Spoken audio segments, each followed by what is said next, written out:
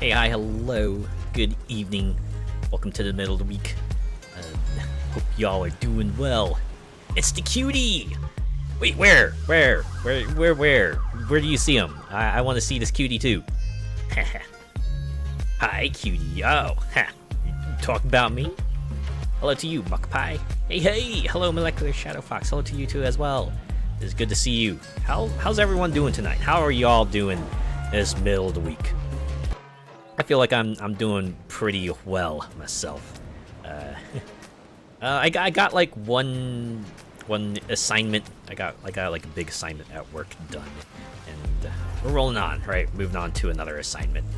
Another verse, kind of similar to the first, but you know, work is work. In the end, I do stuff, get stuff done for my employer. I get paid, and you know, life goes on, right? Just gonna get in here so that we can have ourselves like a quiet moment to kind of speak around, right? And yeah, it's you, it's me. Oh, I thought so. Yes, it's me. I'm the cutie. Good to see you too. Thanks. Not too bad. Froze to death at the docks this morning at 4 a.m. Brr, snowing and bitter cold. Ooh, man. So you're just like you're right in the thick of it, right in the thick of winter. Ah, man. Winter. It's the kind of thing that I'm like of two minds about, right? If you don't have to be outside, it's wonderful, right? The quiet, the tranquility, the scenery, just seeing like the snow kind of coating the ground and covering everything. But if you gotta get out there, you gotta drive or walk or I don't know, do like snow removal, then you might not like it as much. Understandably so, right? In any case, hopefully you got through that with you got through that all right. All right, now you're back in your warm place, enjoying yourself, your warm things, you know, whatever those may be, right? Yeah, soon leapt into my cab with the heater on, full blast. Oh yeah, that's the way to do it. Get yourself an enclosed space, get that heat going, and it's like, all right. This is my comfy space now. This is where I'm going to be. But yeah, we're here. We're back in Motorfest because I kind of want to play Motorfest some more, and I have a good reason to play Motorfest some more because we got those 2 rivals boards. It's like one of the features they added in year 2, right? The playlist that they introduced, Made in Japan Volume 2 and Chase Squad, have rivals boards. Think of it like kind of like an open world target list, right? You find all the people on the board, go do what you need to do, and you start crossing off names. Eventually, you get them all. Right? It's kind of like I'd say it's like fairly similar to how like the takedown stuff works in Burnout Paradise, right? Like you complete certain conditions in there, and then you'll get a notification that's like a certain car has now appeared in the open world, and occasionally you'll like just be driving down the lane, suddenly this other car just zooms right by you, and like, wait, that's them. That must be the car they were talking about, and you gotta go chase after them like super fast and to try to take them out so that you can add the vehicle to your garage. Because you know that's how they do it in the Burnout world, right? That's how you get your pink slips, right? You completely wreck there, right? You assert your dominance, and then you get to take it back to the garage. It's kind of funny. I think like the first time you unlock a car in Paradise, it also comes in like that sort of really banged up state, and you gotta take it to a repair shop first to fix it up and get it into a more drivable state. I always thought that was, I mean, it's a fun touch, right? It's not something that takes too long either, because I believe there's like a repair shop that's very close to the junkyard you always come out of. So hey, yeah, see them passing, and it's like, oh, it's on now, yeah, right. It's like, oh, okay, guess we're doing this now. I don't know, I think it fits the open world formula pretty nicely. I forget. Did Most Wanted 2012 have that as well? I know they had like cars that you could just find out there, like parked in random spots all around Fairhaven, but I forget if there were like cars that would zoom by you and then had to go take them out and then you would unlock them for your garage. I mean, outside of like the Most Wanted 10, which you would expect to have to take down, right?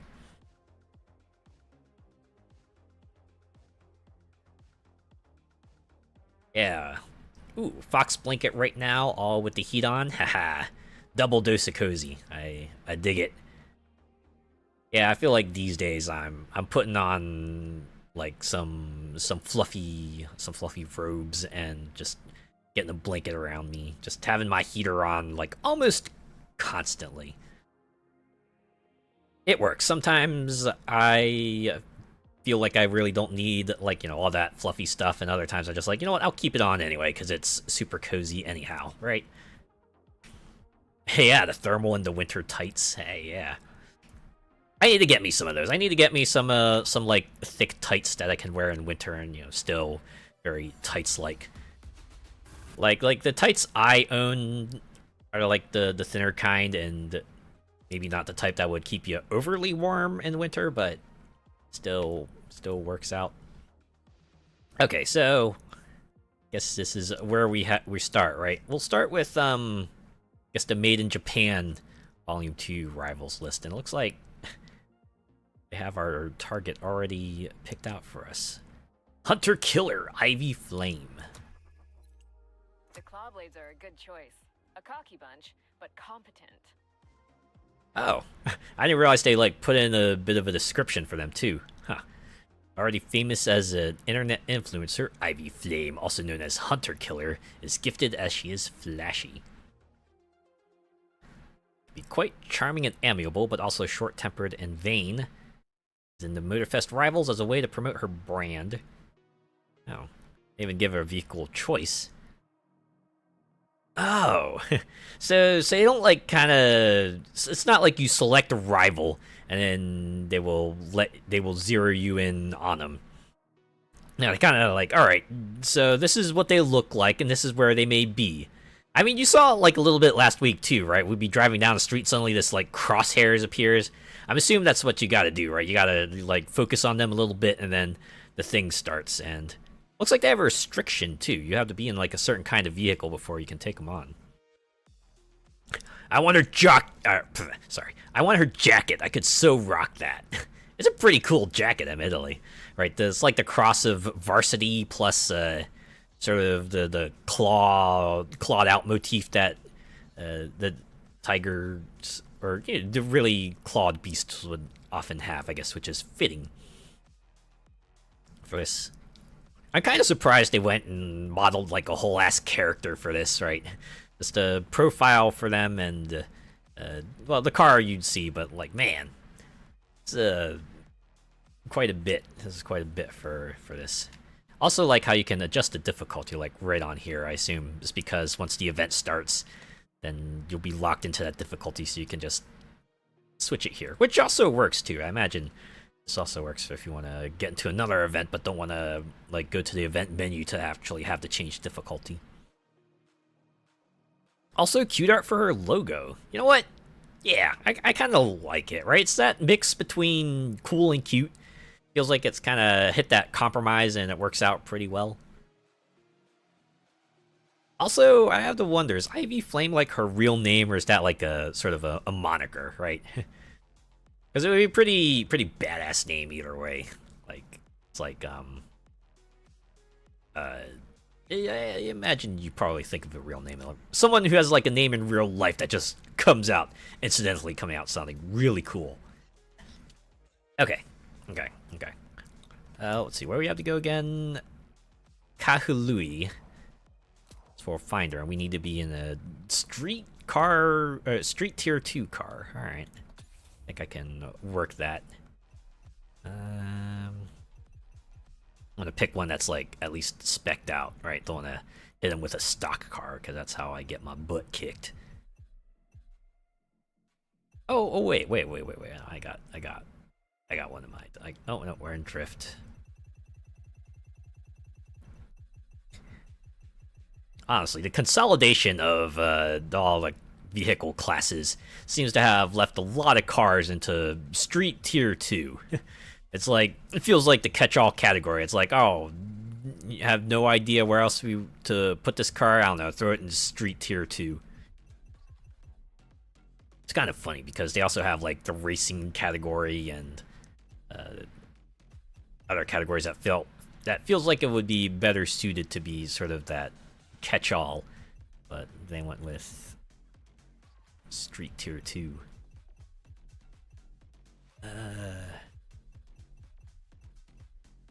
Oh, we're in tier 1. Okay, maybe the car I was thinking of was a tier 1. Alright. In that case, we'll go with Mitsubishi. We'll go with the Lancer. Alright. And let's not waste any time here. We're just gonna go find Kahalua. It would be in Maui, wouldn't it? Like, then again, this is the Made in Japan Volume 2, so could have it over here. Well, let's go over here. Might find something.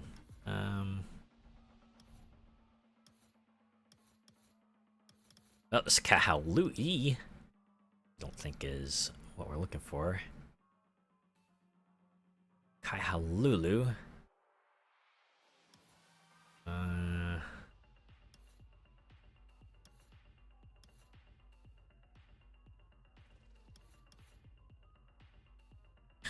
Could do with a pi filter, so you can go straight to the highest pi for an event. Oh, performance index, right, performance index. Yeah, that would be nice.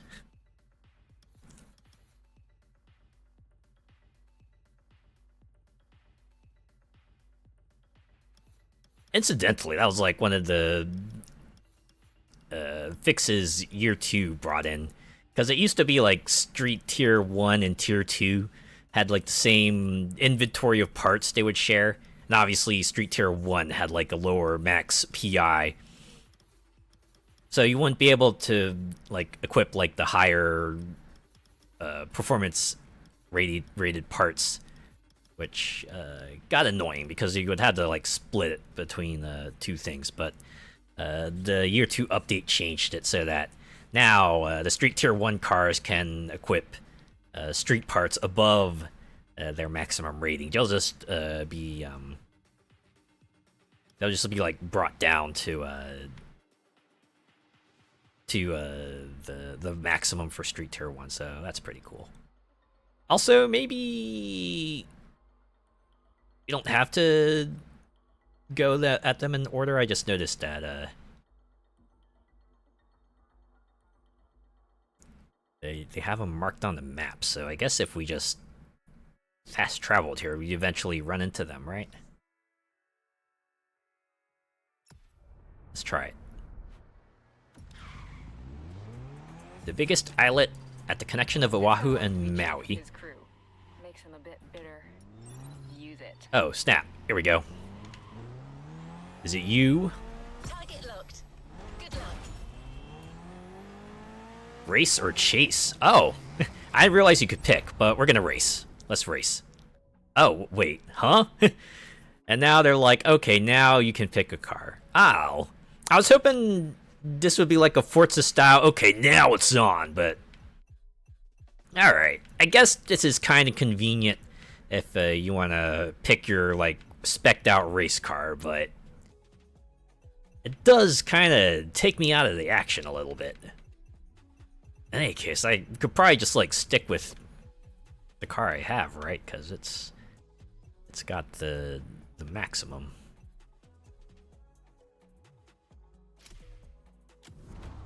Look at those drain pipe mufflers!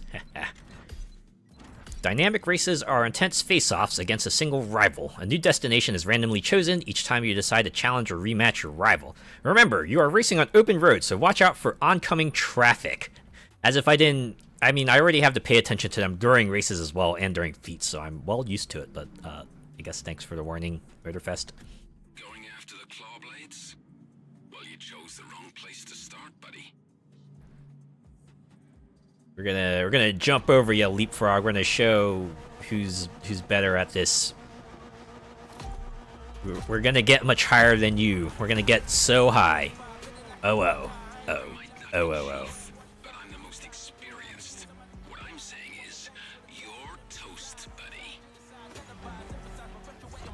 Those are big words coming from someone who's currently losing.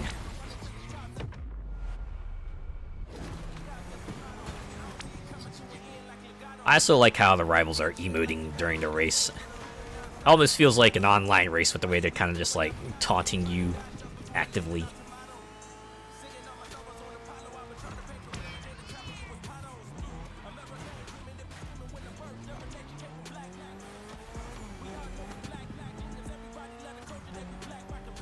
I kind of like the HUD that they set up for this too. Gives it a bit of a unique feel. Right, so it's like a true one-on-one race, like you against your rival. You can see how far they are and how far you are.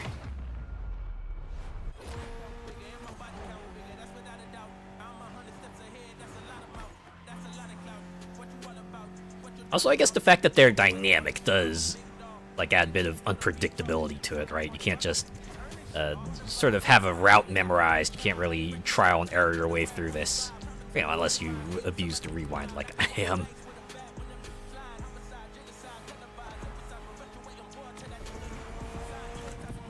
Reminds me of the Burnout Paradise. Like, the one thing about it is that even though it had like a whole ton of races, the finish line was always like in one of a few locations, right? All the races would eventually lead to those spots. So even though you had like a whole bunch of different start points, the routes kind of all melded into a few of the best ones, right?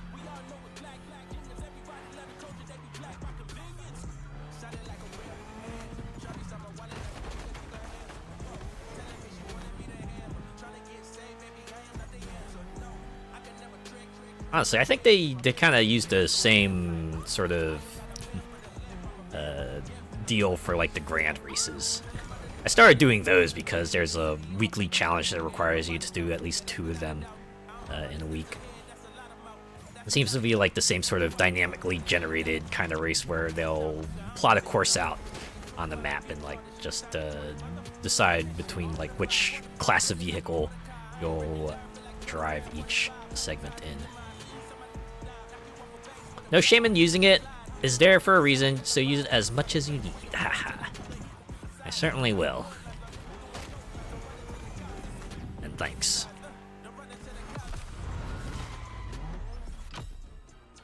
I know I use it a lot in Forza. I guess in that case, Forza was way more generous with the rewind. But you drove fair, so I guess it's cool to say the Clawblade Chief goes by the name the Lion. It says rematch this rival to start a new race from here to a new finish line. See how many wins you can get. What if I just like go see the summary and then move on? Kind of dig it though. You can just like go as far as you can, just race all over the island. Huh. All right. It would say pick the next one, but since they're showing them on they're showing them all on the map anyway. Probably just. Oh, hey, look, Killjoy. Let's go over here. If anyone is going to give you dirt on the Clawblade Chief, it's Killjoy. Also, that chrome teal paint looks good. It does.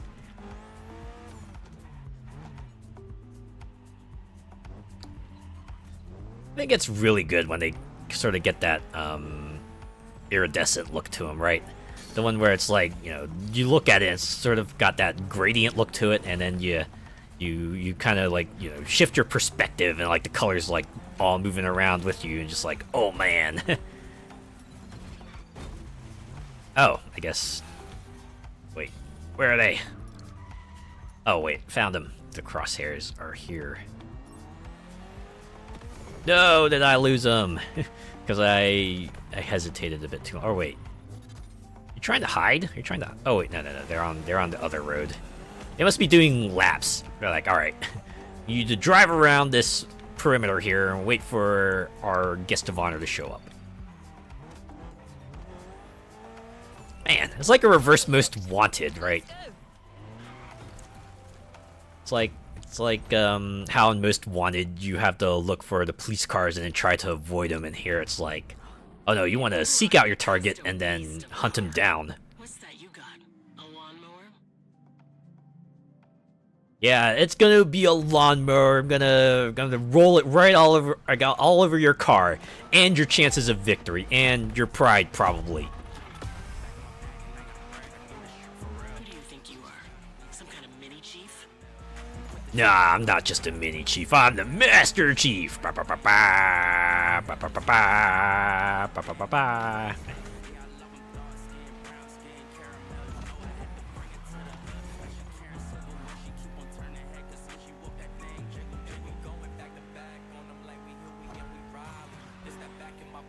You know what I want to see? I want to see Motorfest just like add maybe one just really, really out there kind of car. Right, some other car from like one of their other franchises. Right, same way Forza throws in the Warthog, like in every Horizon from 3 onwards.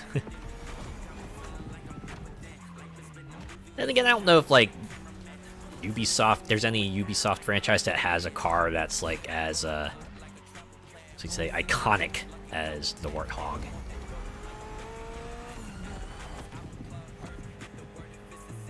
Yeah, we're in ad break mode. Just had a big chat message, but I will get to that in a minute. Un minuto. Is that? It's been a while since I had Spanish, and I am ashamed to say that I really haven't kept up with it. I mean, hey, if you need someone to ask someone where a library or a bathroom is, I'm that person. Or, you know, if you need someone to tell you what my name is, I could do that too. Yeah. I know. I know my skills are probably useful in some really niche edge case. Yeah.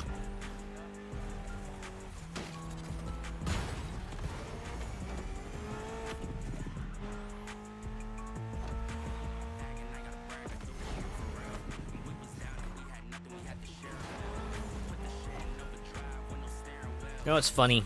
I think the first week of the Motorfest season actually like all about this kind of racing, right? Like a good number of their summit events focused on sort of the this kind of like open world point-to-point one-on-one race. I didn't even realize what it was back then because I was deliberately not playing Made in Japan Volume 2 until I could do it on stream. But now I see it's like, oh wait, this is proc gen, right? Just hey, we're picking out a destination and then we're determining a route from there. It's like, oh, I wonder if I played those events again, but I have gotten like a different route. Maybe.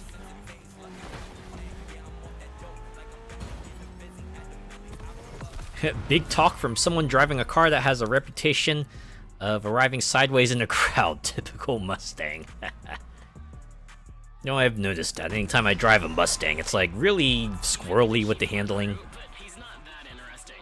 Trust me, I know. Right, you start turning, and then suddenly it's like your car's just like, ah! It's just like starts feeling like it's starting to be on butter or something.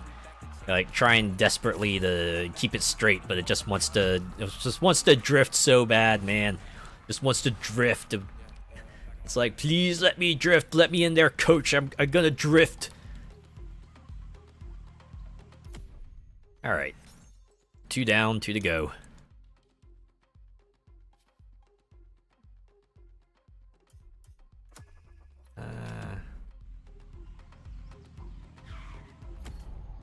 Fair warning, this rival talks a big game, but is probably a bit too self-obsessed. Oh. Oh, so they do... So they do kind of... just... take you to the general area. Yeah.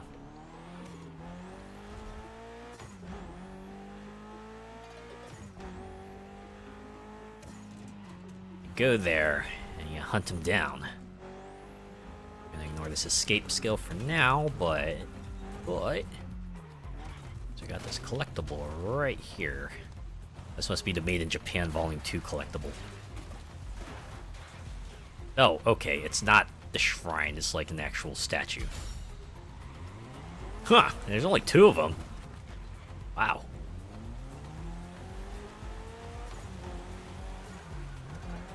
Well, it's a big island. Well, it's a big enough island. I'm sure there will be more points of interest placed down as the months go by.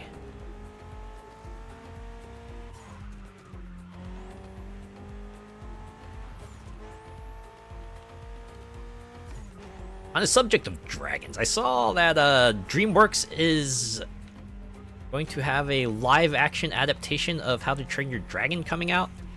I had a trailer not too long ago. It seems like people have remarked that. Like, the trailer is almost a shot for... at least in the scenes-wise, it's a shot for shot. Almost the same as, like, the animated film. It did leave some people wondering why, right?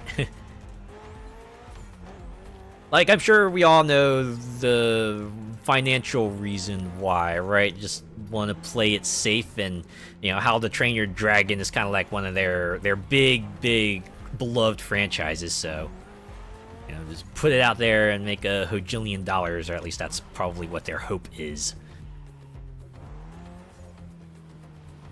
What is it with Disney, etc., making live-action versions of animations? Like, leave things alone. I'm almost inclined to agree. Like, it was kind of a novel idea to start, but I don't know.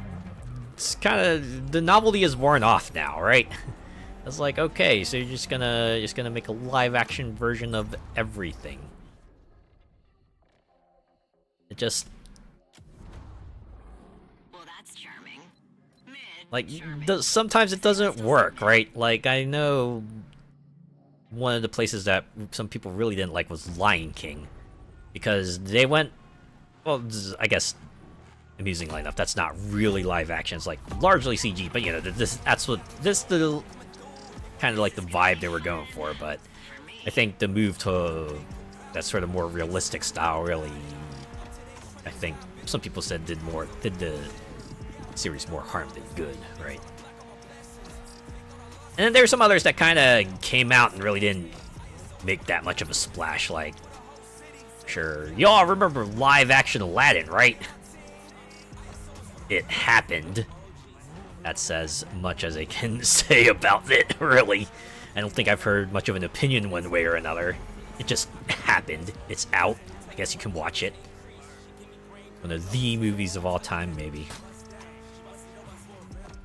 You're one of my beloved streamers. Oh, thanks. Glad I kind of have that. I'm up there for you. If it's not broke, don't fix it. Yeah. Like, I don't know.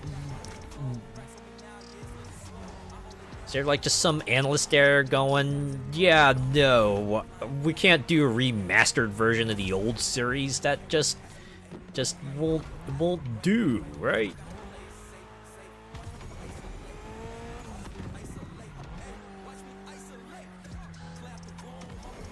I guess even then, remasters have a chance of just like getting all mucked up and stuff. And even then, it kind of just like swings back around to the core problem of why are you going to the old stuff and not like making something new, right? And again, the reason is, you know, Like they're very risk averse now. You know, with everything costing as much as it does, and the penalty of failure being as high as it is, unfortunately, it means that like the biggest companies aren't going to take a big gamble on something new. Or, you know, if they are, then they have like the highest unrealistic expectations for it, where it's got to turn into like a mega hit franchise, and gotta get all the fans in its first showing, or otherwise they just immediately can it. It's like we reached that line, and I feel like if we reach that line, then someone's got to like just, well, a lot of people are doing it, but a lot of people are like kind of taking a step back and going, yo, there's something real wrong here. Like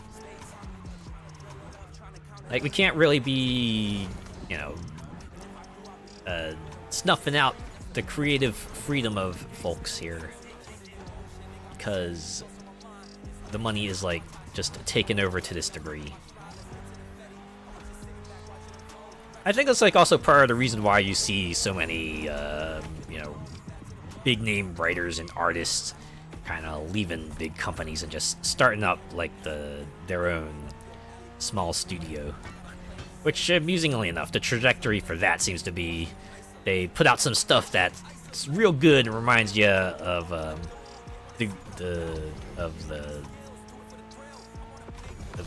the glory days, right? They're putting out stuff that's just like certified bangers, and you know, then they grow that way, right? They start taking in more people, more names, and then eventually they get noticed by a big company, start getting backed by that, and then they kind of like fall back into the same trap where they gotta pump out nothing but mega hits, or or they get the axe, and then you know, notable folks leave, start small studio, and you know, rinse, repeat.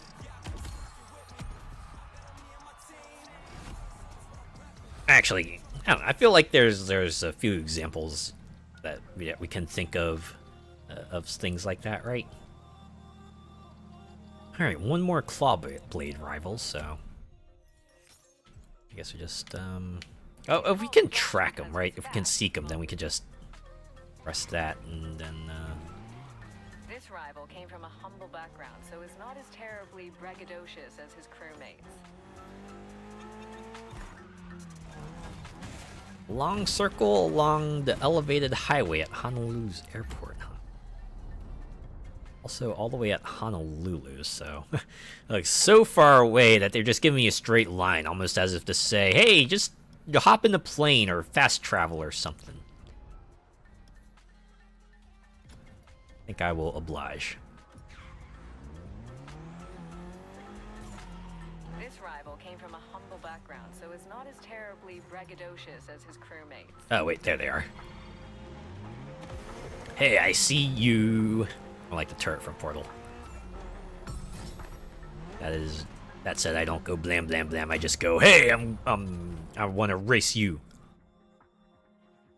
I think part of it too is that the studios are always sticking their beaks in and interfering. It has to be this way or that way, blah blah blah, and the folks can't make what they envision. Yeah, right. The execs, once again, kind of just like detached from reality. They're fortunately all they got is ideas, but they're in a position where they can kind of throw their weight around and go, hey, this idea I think is cool. I want you to just like shoehorn this into your work. I'm like, hey, this isn't gonna work with us. It's like, I don't care. Put it in anyway. I want the hits. I want the money, and you will put it in there. It's that easy, right? You just put in thing, put out money, and out comes money.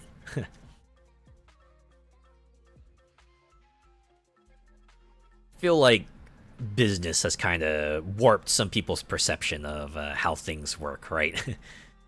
It's like they've been taught how to use a hammer, and unfortunately all they ever get is like how to use that hammer. So they go around and see every single problem out there as a nail, and no matter what, they're going to use that hammer, even if it ends up breaking whatever they think they're trying to fix into like tons of tiny little pieces. That's why Mike Brown left Playground Games. Microsoft always interfering. Oh, man, that's a bummer. Okay, let's go race Flash. I'm saying too much.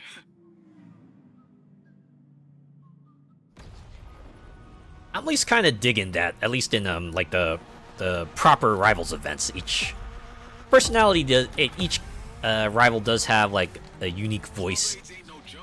Time for a lesson. It's like that one kind of thing I like, where even if you know, you only know him for a brief moment, you can kind of glean a bit of her personality. Also, Route Generator seems kind of weird. They're gonna make us like harsh U-turn on a highway. I feel like there's a better route they could have picked for this, right? Like give us like an intense highway race or something. I don't know.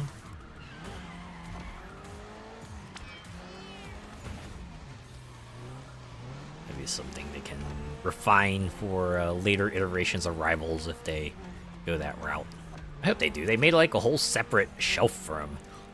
Seems like the implication is they will put out more Rivals boards over time. More open world shenanigans for you to get into. Capitalism got us all fucked up. Yeah! That's kind of like the long and short of it. Right.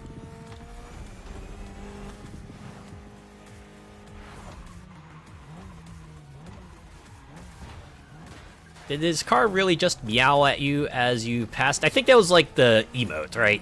Some of the emotes, they have like the sound effects associated with them. But since like the emote appears directly over the car, probably didn't see the emote. But you heard the sound anyway. I haven't messed with the emotes at all. Like, I'm not even sure if they gave out emotes as rewards, like, prior to year 2. I don't remember having a reason to go into the emotes menu and messing around with it.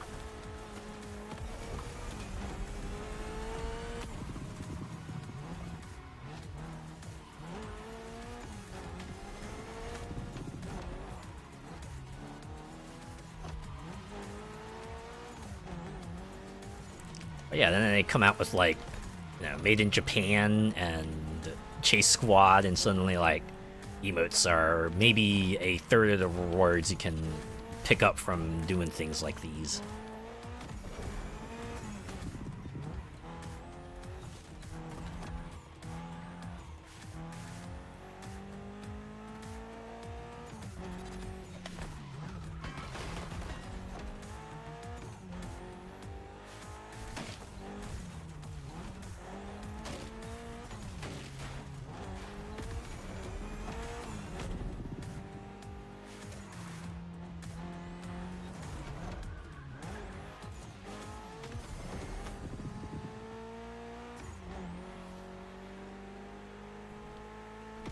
I guess something that's like tangentially related to capitalism. The mech rib is apparently coming back again.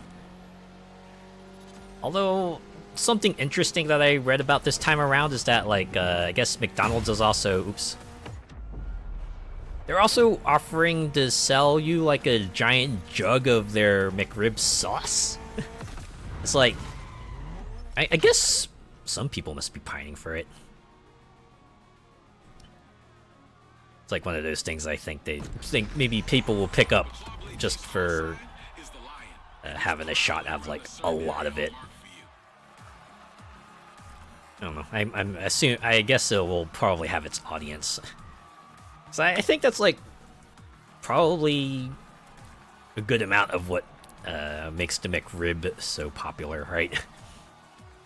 Because it's the sauce. Like, I'm sure no one's getting it because of the meat or the bun or, you know, the toppings that aren't the sauce. I'd be all over that if it was Big Mac sauce. Oh, I imagine a lot of people would. Although I think I read somewhere that like a Big Mac sauce probably has Thousand Island as a base. All right, rival crew chief revealable. All right, let's open it up. See who their chief is. Oh, I guess we got hold A. Okay. The lion. I only took one loss so far, Oh, snap. and I'm not intending to make that too anytime soon.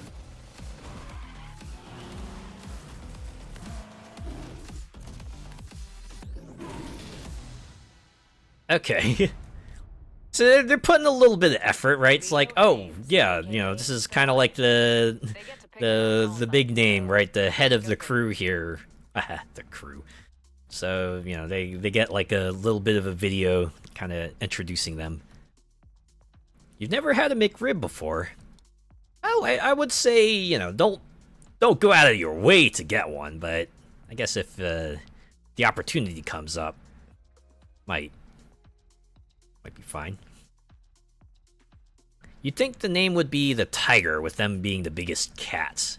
That would have been a good one too, yeah.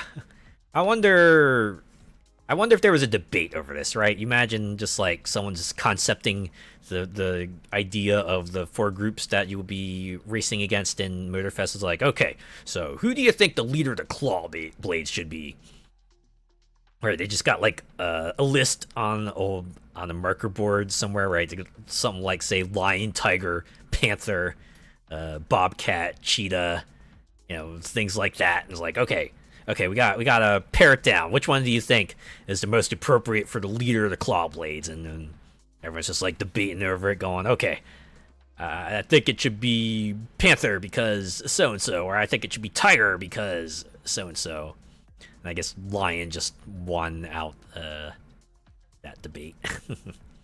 That's what I'm guessing anyway. Don't take anything what I say to be the word or anything like that. The Lion likes to show off his car, predictably. The decal on his Custo Pontiac was a long and exhausting back and forth. I wonder if that's why they went with the lion, right? Because the lion, you know, male lions tend to be, you know, pretty flashy.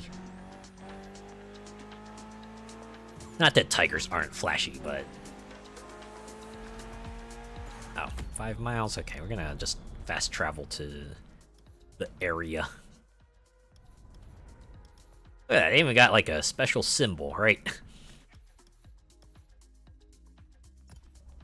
Flashy and lazy. Oh yeah, I remember reading about that. Right, it's like the female lions that end up doing like the majority of the work, from the hunting and taking care of the cubs and all that.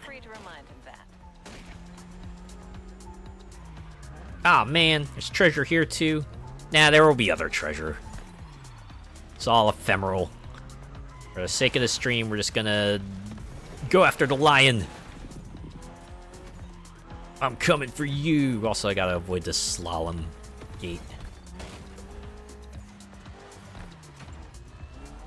Target locked. You're up.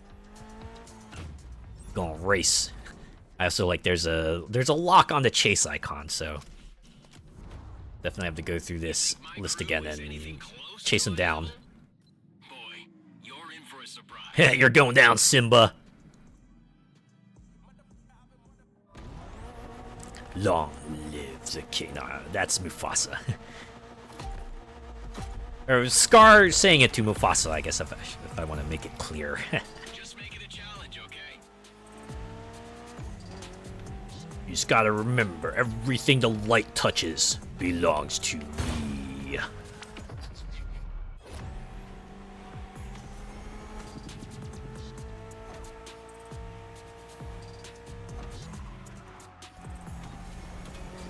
Ah, nuts. I was kind of hoping I'd ramp off back onto the bridge, but alas. Alright, looks like Lion's gonna be putting up a bit of a fight. I guess when worst comes to worst, they'll gladly defend themselves.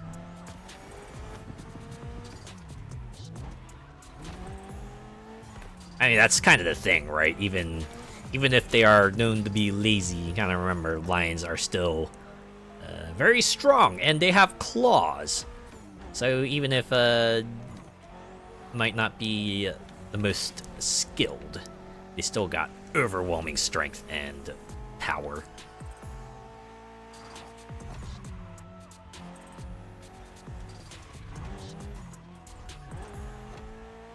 I just all that to say, don't think you can take on wild animals.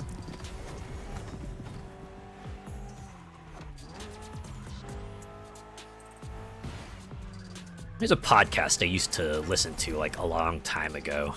I remember distinctly one of the people on it going, "Oh man, I could totally take on a wolf."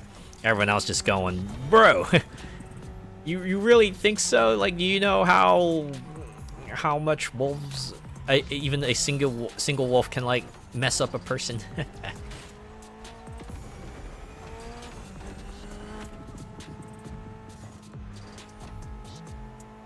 I think that might be like the thing with animals too, right? A cornered animal will fight tooth and nail because, hey, what do they got to lose, right? Even if they go down, even if, especially knowing that the chance of them going down is especially high, might as well go out swinging, right? Fight to the fullest, because you might not get that second chance, and that's exactly what they're doing.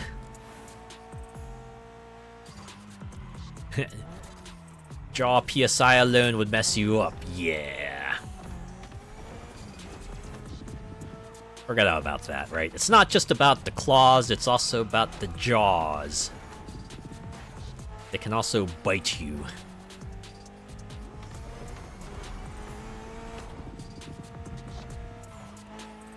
Also, I guess it would be fitting that this race would be extra long, considering they are like a bit more climactic. Right, this is the leader of the Claw Blades here. Gotta make this kind of a big deal. Ah, nuts. Maws and paws. Yeah, there you go. Wait, where did that truck come from? Did I just, like, rewind through the truck?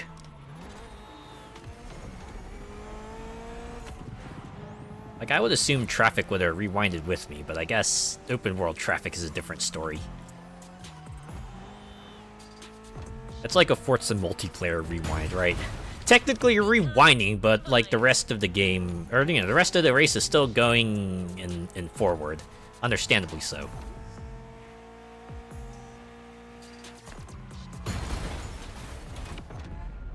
It actually reminds me of the game series Fear. If anyone remembers that. It's like a series of first-person shooters, a bit of a... actually, like, a big horror element to them, but one of the things that people remember from it pretty well is that most of the games give you the ability to slow down time, and you just got, like, really sick-looking Matrix-style shootouts with them. And it looked really nice for its time, too. But one of the things I remember is that they managed to kind of incorporate the time slowdown into multiplayer. Although the way they did it was that, like, one person would have the ability to slow down time, right?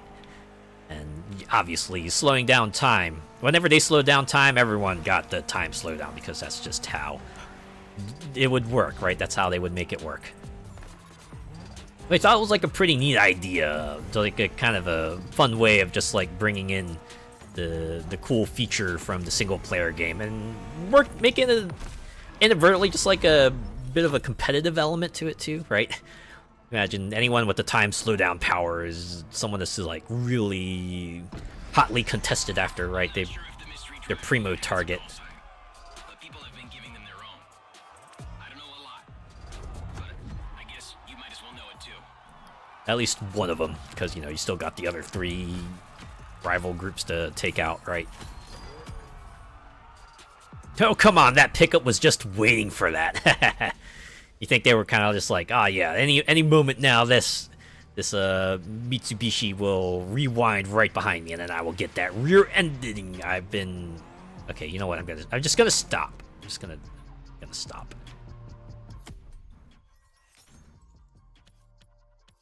Just go ahead and get the Happy Clawblade emote. Oh, okay, it's a whole Clawblade emote set. And, okay, a special car. Oh, it's cosmetics, too. I like that. Alright. Clawblades have been, defeated.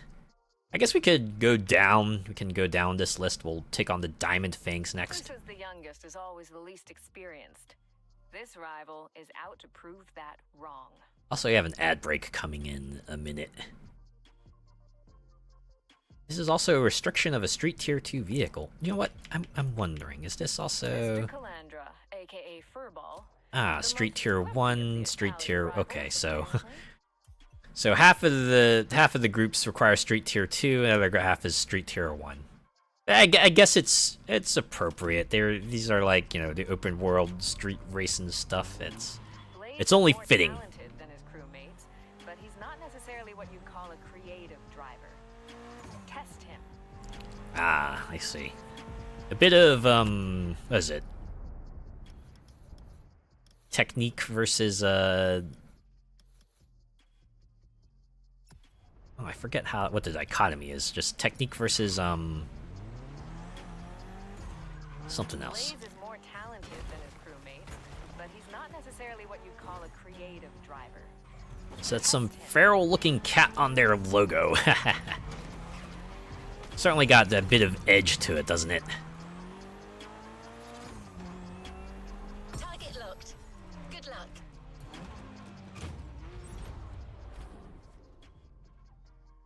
Honestly, I think like a good number of the rival groups here are like at least somewhat cat themed. No, I'm not here to join you. I'm here to take you down. In a race sense. I'll be down to take you down in the burnout sense later. No funny business, please. Only serious street racing and fair play. Oh. Are you like the type of person who, when someone plays Smash, they're like, okay, we're gonna turn off, you know, all the stage hazards. We're gonna put items to minimal.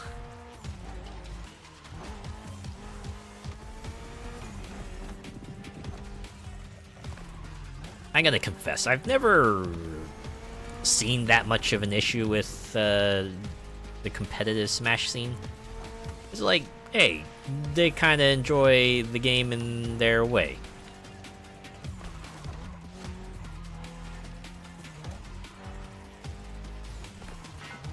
As long as they're not like stomping all over what other people perceive as fun, then, well, let them be, right? Now, if they start insulting you, that's like a different story, but, you know.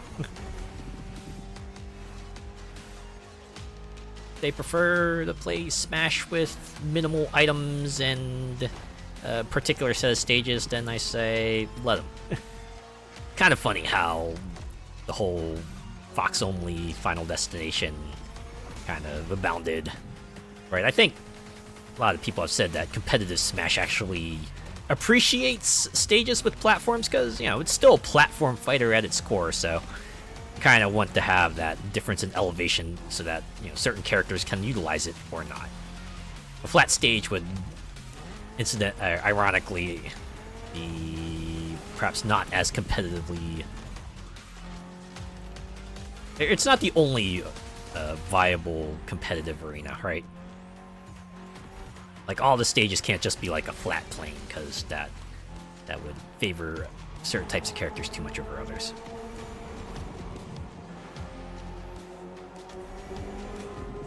Makes me think of those real-life companies that commission furry artists to make them a mascot and logo. I mean, might as well commission the pros, right? Commission the ones who are perhaps the most well-versed in that kind of subject matter.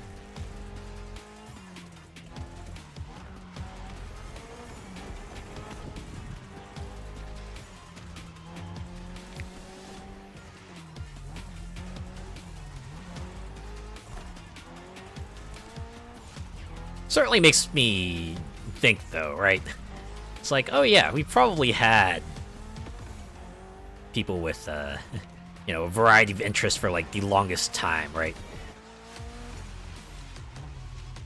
Just imagine, like, you know, way back then, probably were heavily discouraged to, you know, express their love for particular things as much as others. In fact, you could probably even say, like, to this day, depending on where you are, maybe you're still discouraged to do that, but feels like in other places, you know, someone who might be a furry would be welcomed with open arms, right?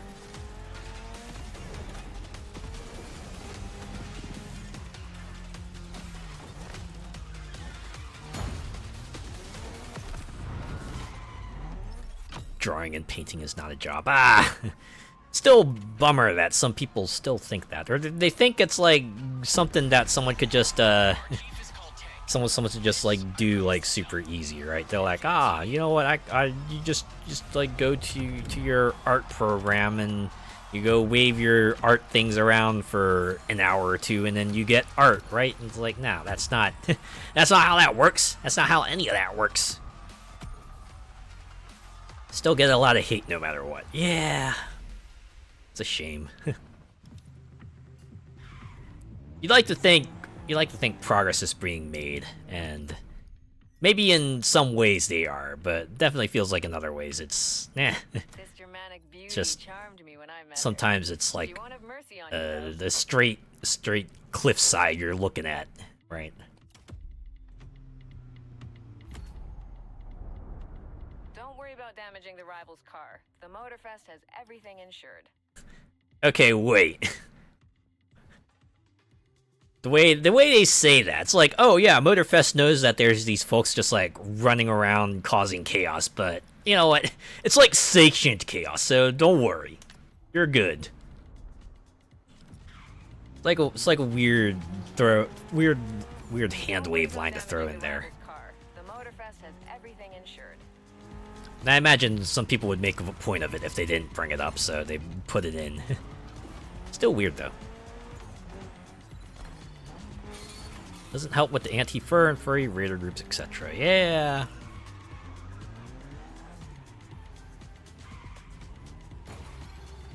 Fortunately, it's like there's some people who just can't seem to conceive the idea of anything that just like you know, falls outside their very limited worldview, right? And if it does, they view it as like some sort of threat for some reason. It's so dumb. It's like, unless they're actively harming you, which they aren't, then why? Why feel threatened by their very existence? Just let them be. Let them do their thing. Or you want to play cat and mouse, or yes, cat and dog.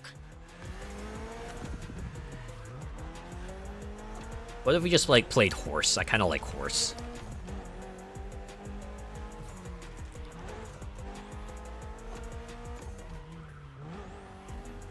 I remember the horse mode from the Tony Hawk's Pro Skater multiplayer. One of the modes you could do where it's like, all right, you get one chance to make a combo.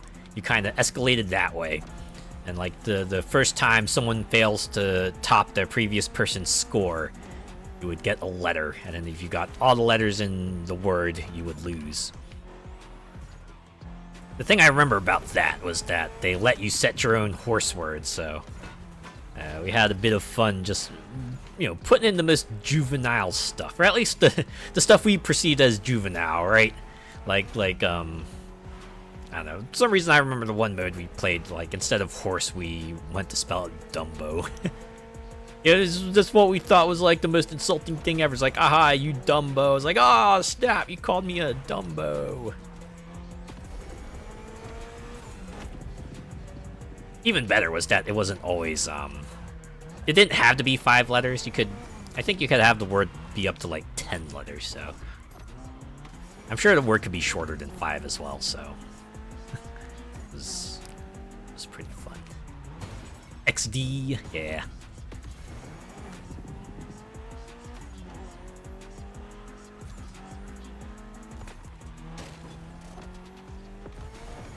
Yeah, those are good times.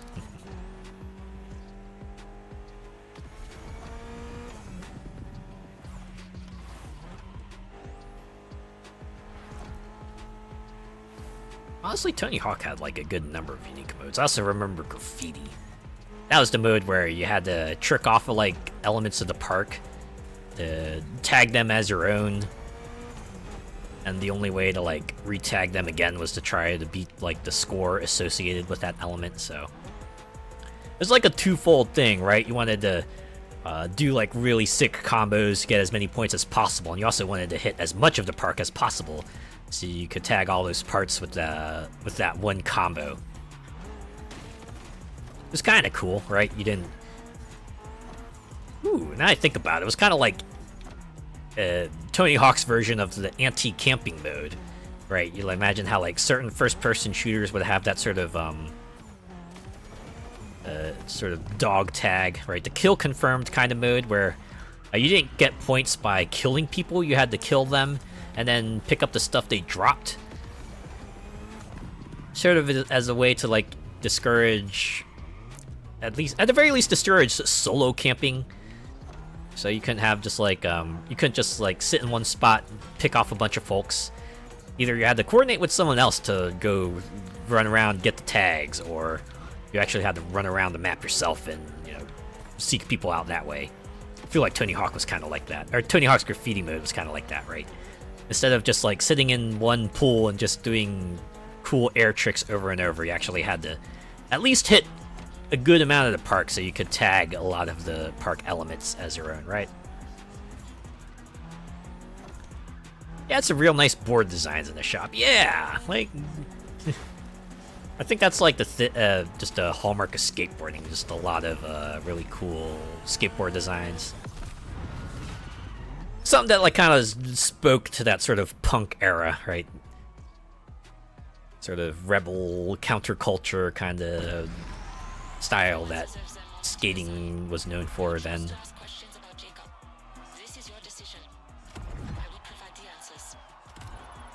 Hey, look, I just want the emotes and the experience and the money and the car.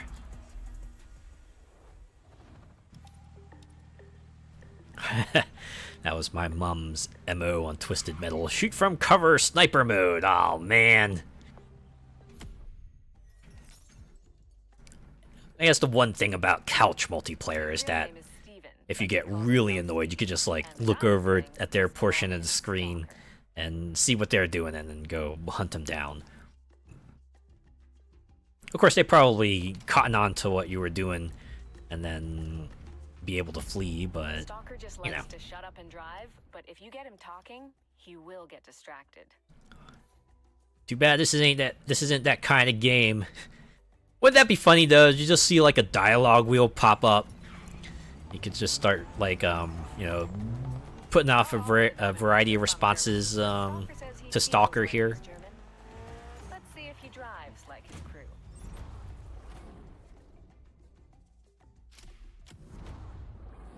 Look, I'm not in the mood for wasting time. Serious street race only, okay? Wow. They're really going for Slavic here in this fella.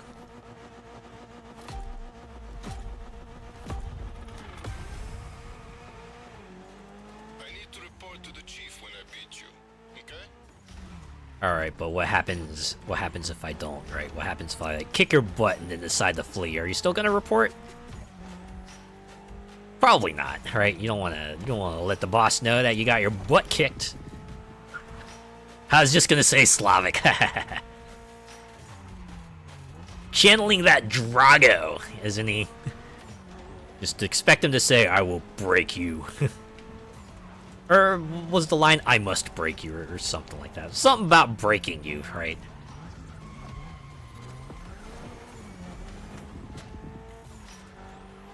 No matter though, we will show this fella that we have a heart of fire. A strong desire, just raging deep within. This right now, right here, this is the moment of truth.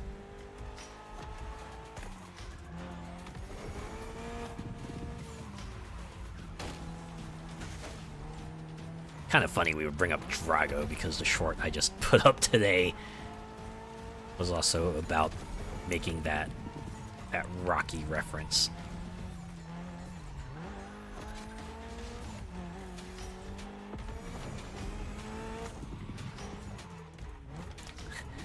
Got the power of the winds with me, yeah!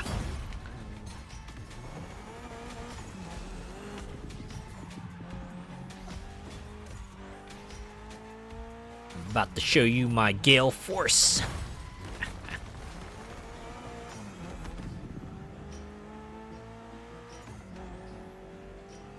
It's probably gonna be oddly specific, but anytime I hear the word gale force, I just sounds like the name of like a what you would hear, what you think of like a CO power in Advance Wars, right?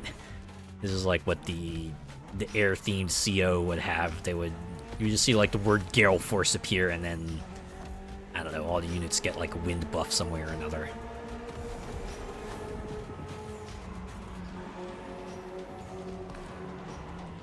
The air specialist, at least in was it the early Advance Wars games, was Eagle, and all his abilities had lightning in them. Wasn't wind. This lightning is kind of cool in a way too. Especially I think his main CO power is called Lightning Strike, which I guess fits. You know, imagine lightning just like appears almost instantaneously, and if you imagine all his units traveling as fast as lightning, it's like, oh, they're going real fast.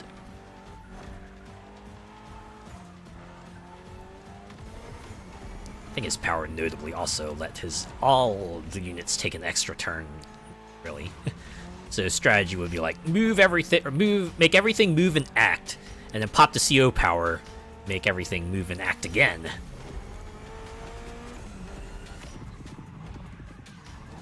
Could really do some damage that turn if you plan things out well.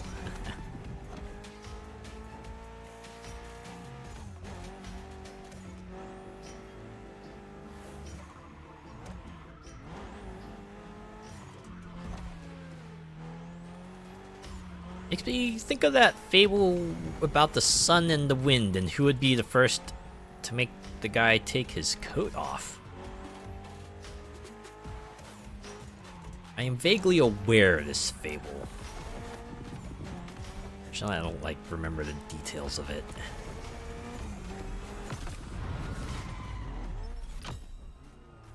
I'm guessing the sun strategy was to really turn up the heat to make the guy too hot to be in the coat and take it off. And then the wind strategy would probably be just to make the coat fly off. Right, make the wind so strong that the coat just goes flying off.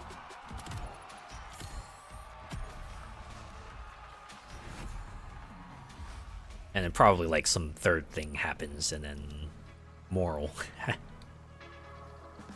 Alright, one more rival. I've met this rival, and let's just say they don't. Yeah, it was an Aesop fable. Ah! Good old Aesop.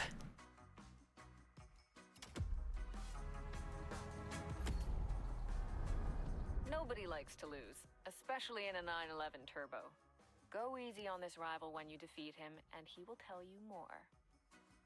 Porsche, huh? Kind of funny you would be driving a car that was the subject of one of the playlists. Nobody likes to lose, especially in a 911 turbo.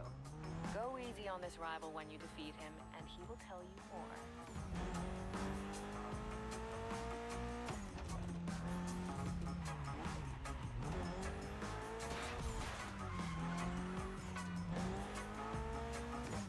Probably random question. What are some of the fables that kind of stuck with you the most?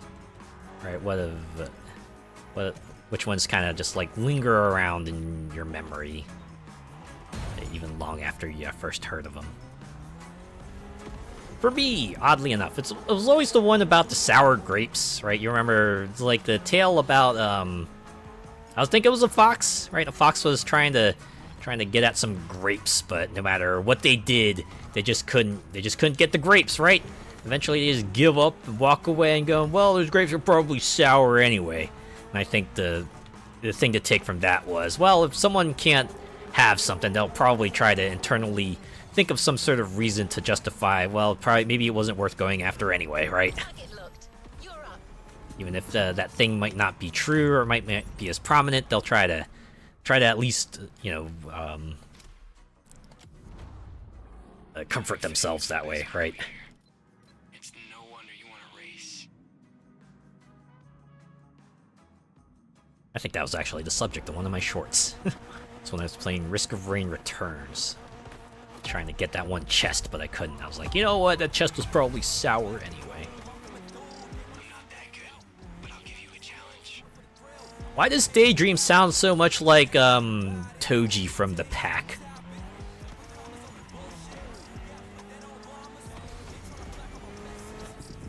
I mean, I know the practical reason for it, but it's just kind of funny. Alright, my headcanon is that the two are related now. Right, this is like the long-lost brother, you know, like Racer X from Speed Racer. Like how the old series would always helpfully remind you when Racer X appeared. Little Speed Racer does not know that Racer X is actually Speed Racer's long-lost older brother.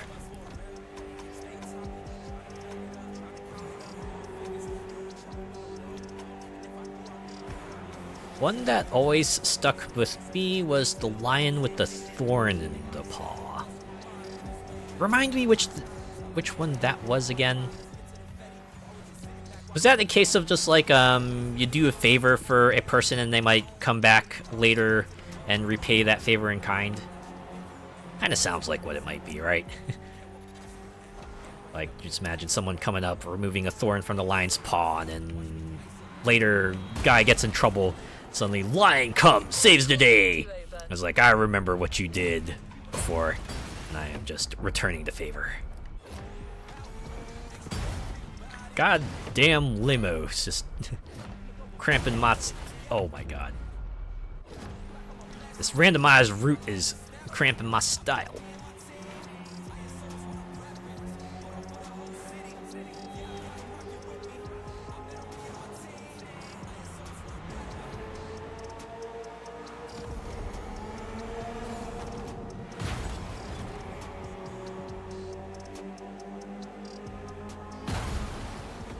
Probably would help if I just, like, actually tried switching lanes whenever I see a car coming. That would probably help.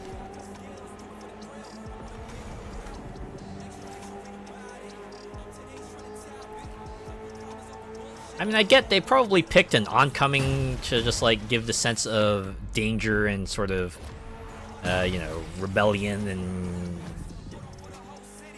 the idea that, oh man, we're breaking the rules, right? We're breaking the rules with this street race. Gets to be a bit much sometimes. What the crap? That felt like that limo just kind of leapt out of the grass at me, right? It's like a predator limo just waiting to pounce at me, right? Like a cat looking to surprise you around the corner.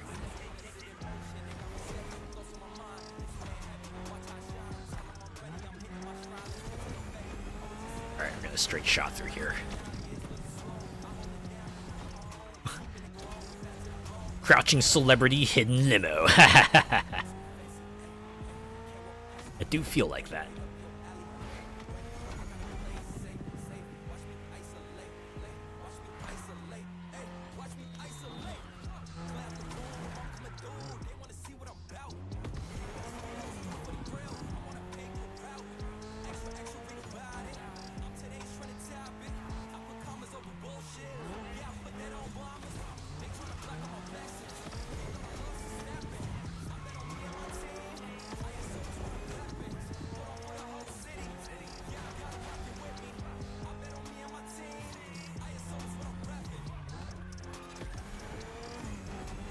Quarter of a mile. Oop.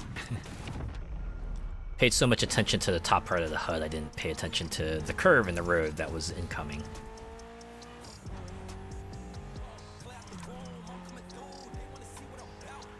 I've been taking driving lessons from drivers here. Oh, wait, we're not done. We're not. Why did I think that was the finish line? God damn it, me.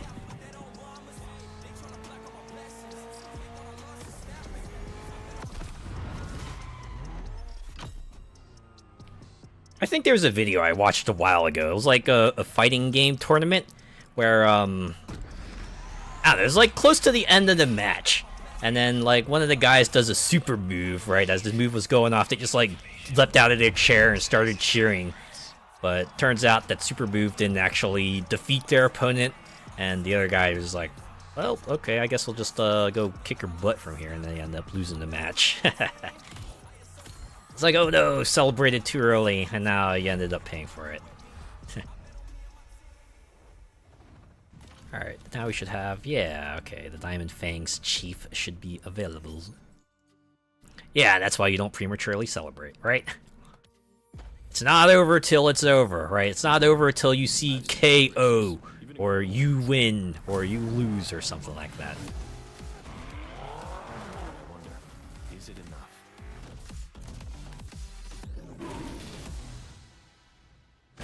I guess the Aesop moral you would gather from that is don't count your chickens before they hatched, right? That's what that would be the appropriate one.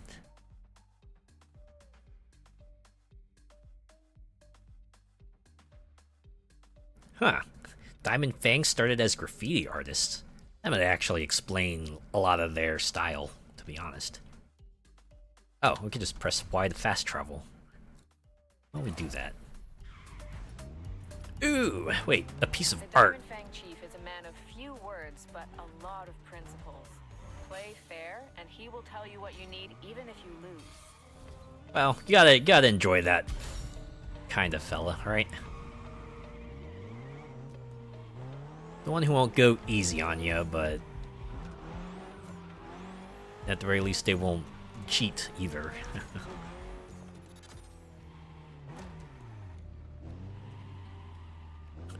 Be interesting to see these folk go against some of the OPS Hell characters in Mugen. How will they fare against, like, say, Omega Tom Hanks or something? Oh, that would be a sight to see, huh? Well, I feel like for those kinds of characters, it eventually turns into an arms race, right? Eventually you start running out of ways to kind of, you know, make your characters OP but still feel like they're beatable, and you start getting to even the crazier stuff, right? Even resorting to feats that maybe most humans wouldn't be able to accomplish. Well, I feel like if it reaches that level, usually most people would kind of just treat them as, like, you know, gag characters, which is fitting.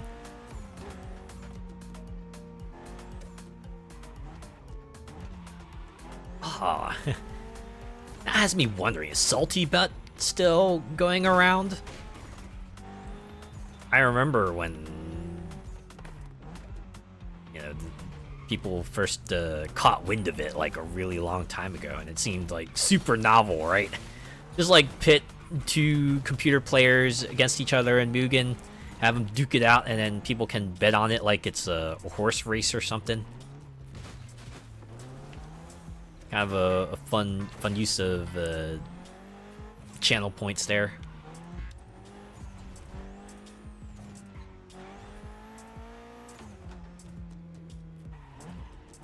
Where the heck is this tank fella? I feel like I'm driving down all the big streets and they're not showing up. Maybe I should start working inwards, take some of the lesser traveled streets. Oh wait, there you are. Get back here, I need to race you so I can check off some more boxes on my list.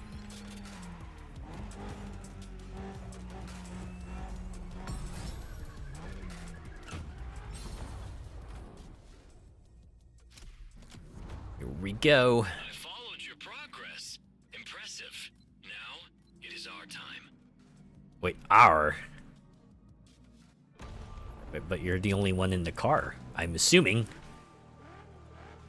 Unless you're like talking about how you got the spirits of your defeated rivals right there with you, and through the power of friendship, you're gonna gather the power you need to defeat me, right? Like shown in anime. You're gonna be unbeatable with your Nakama.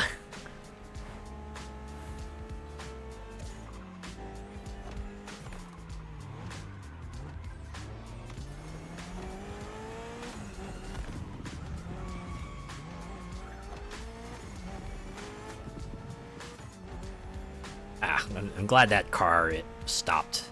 The one car stopped, so it wouldn't become an obstacle for me.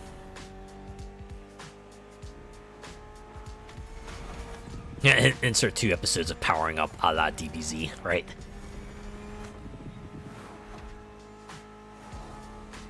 I just keep on kicking their butt, knock them to the ground, and like, but I have determination. And then, you know, all the tank's friends are on the side going, no! Can't be defeated like this, get up and fight, tank! And then eventually, the plot reaches the point where they unlock their newfound power. And it's thanks to that new move that they're finally able to kick my butt. That's usually how that goes, right? Oh, of course, and interspersed in between all those scenes is the B plot, where I guess the claw blades are like, I don't know, out shopping for soup or something. I don't know. And the hyperbolic time chamber training up for their next confrontation.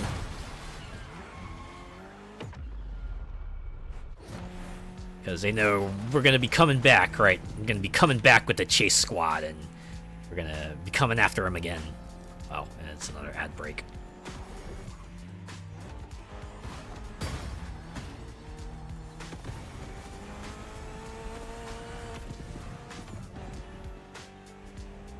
Alright, I will talk with y'all again in a minute.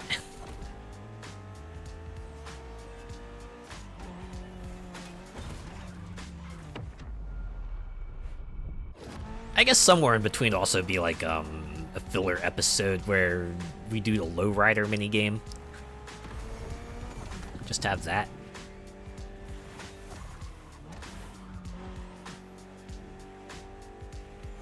I'm still endlessly amused that they actually put that in here.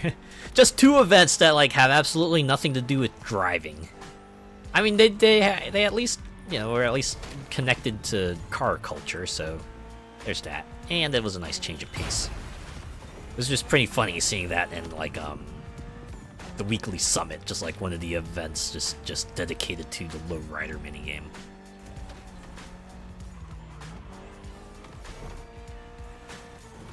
You know, even as I make fun of it, I do hope that they maybe have divergences like those in the future. I guess the challenge will be just finding something that's fitting for sort of a car-themed game, while still offering you that alternative gameplay style, right? Either that, or there's always a hot spring or beach episode. Oh yeah, always gotta have the beach episode. Almost feels like obligatory for any sort of anime or manga series. You gotta have at least the one episode where everyone dons swimsuits and has fun that way.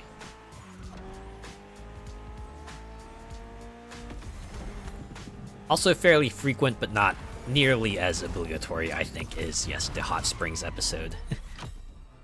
Usually following an arc.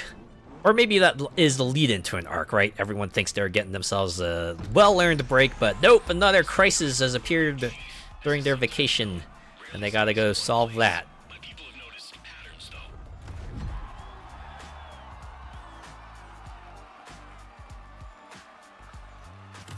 Yeah, and the group scene after 2 episodes, like, look at how far we've come, as they're sat at sunset, like, just gotta enjoy these peaceful moments while they can, right? Because you're not always gonna have them forever. And that's like right before they get back into the fighting.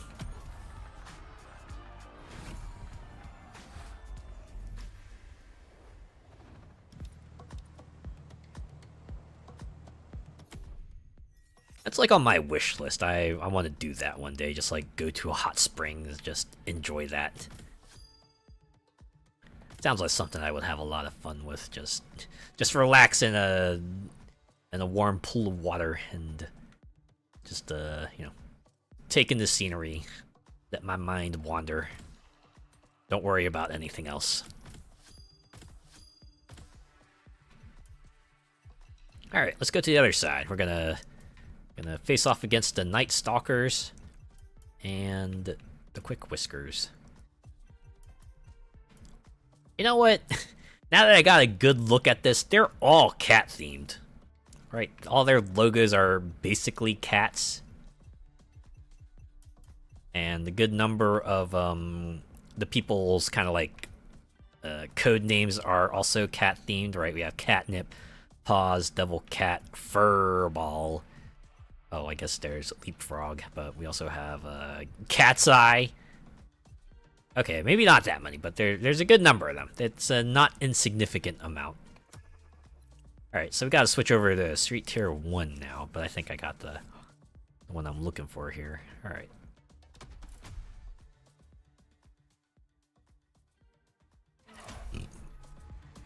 Ah, there's Paws. I remember them from I remember them from Made in Japan Part 1. They might be fun-loving, but the Night Stalkers are mean drivers.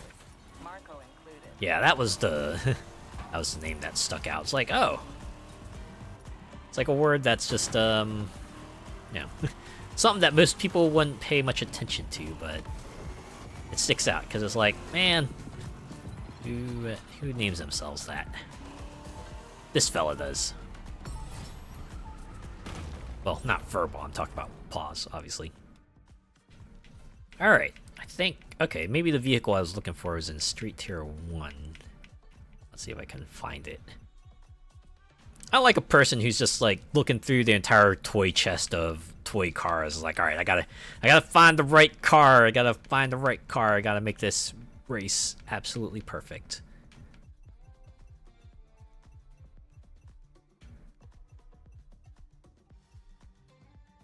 Okay, it's not here. Okay, you know what? Now I think about it, it's probably like racing. Probably a racing class vehicle, so that's why I'm not finding it here. That's fine. Can drive something else. No lack of that, that's for sure. A lot of something else's we can drive here. It's just a matter of, which one?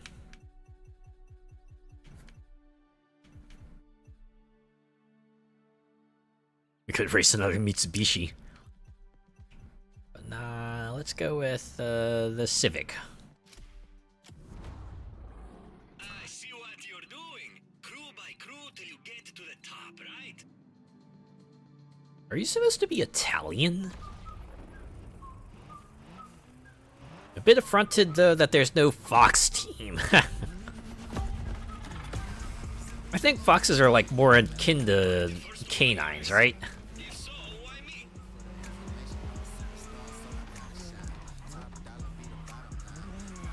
That would have been nice, though, right? If each group in the rivals list was like sort of themed around a different animal instead of all of them being cats. I mean, I guess I kind of get why they made them all cats because the Chase Squad playlist allows them to really just lean into that cats versus dogs metaphor, but yeah, it would have been pretty fun to have each group be themed after a different animal, right? Like a fox team or a shark team or a bird team of some sort.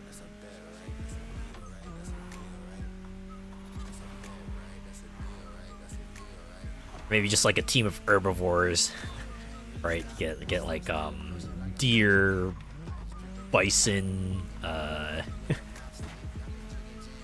yeah, pretty funny. Makes sense that he's Italian, driving in a Barth 595. I guess when you put it that way.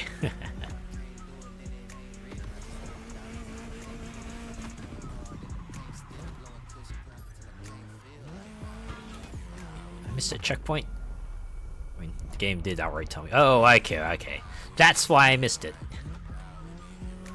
It all makes sense. Alright. Fair game, fair.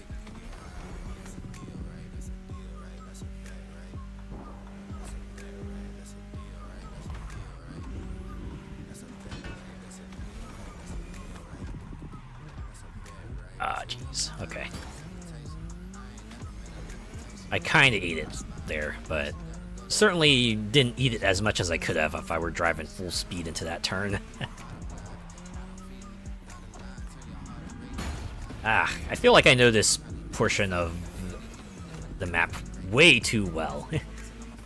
There's like way too many events that kind of are based off of, was it the first Hawaii Scenic Tour event you do? Right, that's the one where you drive down that portion and then there's the ramp. Right, the ramp you can go off and catch some really huge air into the road below.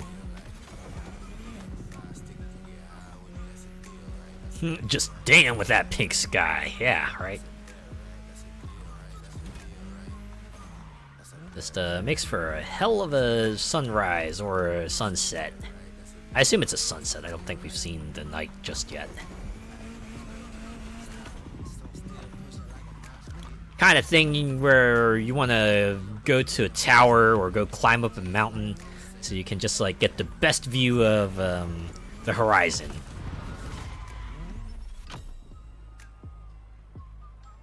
I get it. I totally get it. Shade is our chief, and she's no pushover. I'm sure the info I'm about to give you will help, but not much. I'd say it's 25% helpful.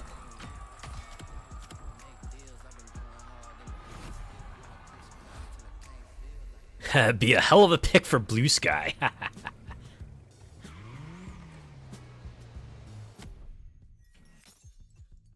The Devil Cat is known for her temper at times.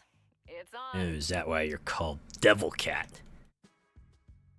Used to have a temper before life took it out of her. Returns her spiciness when she drives. So that's why she's named Devil Cat. It's a Night Stalker Chief's partner and, oh, co-founder of the crew. Okay.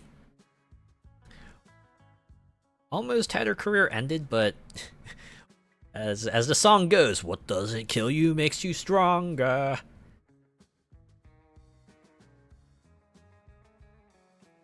Oh, everyone drives an Abarth 500. But that was because it was Devil Cat's idea.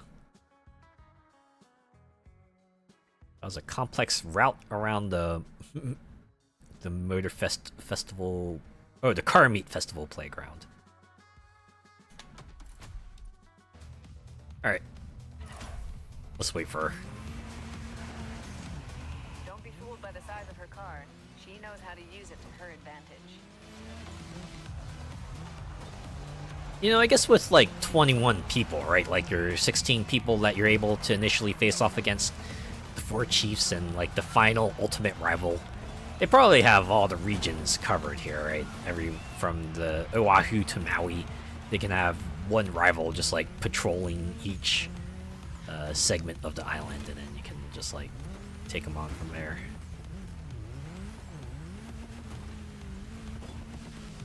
So I guess I need to find M somewhere, because I think that's like one of the things they mentioned.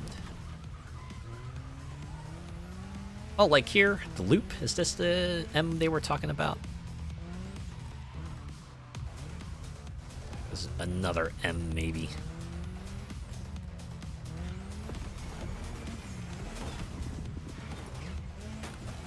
Oh, wait, nope. Found him, I think. Yeah, there you are.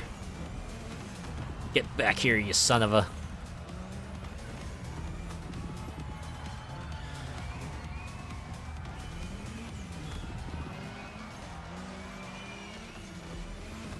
Wow, that's pretty agile fella. I think they already... Oh, okay. They're about to go around that loop before I challenged them. You know I'm almost the boss here. Almost is the operative word.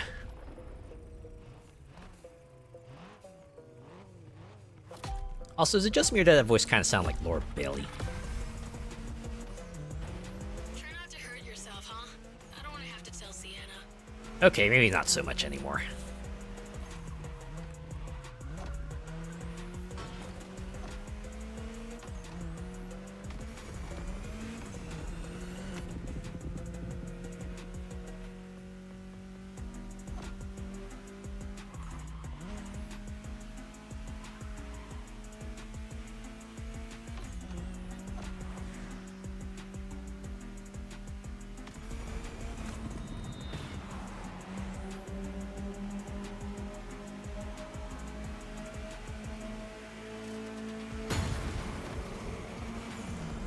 could have avoided that. I could have totally avoided that. I don't know why I didn't.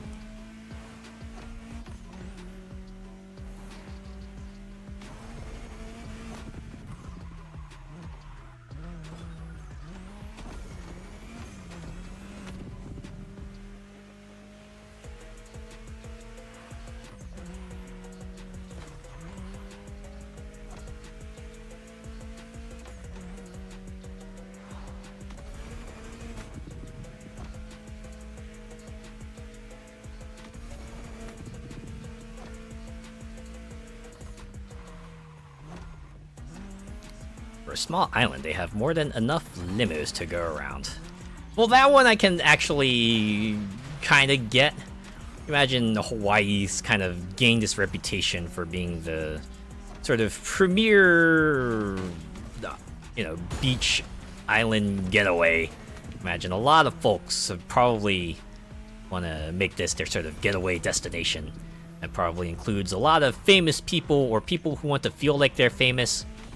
So yeah, they would probably all want the VIP treatment, so it would maybe track that there would be a lot of limos around here.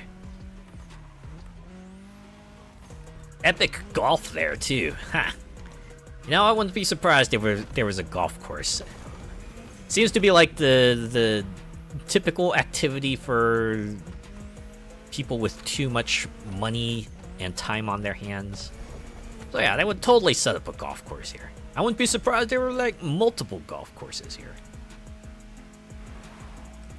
What else would they do?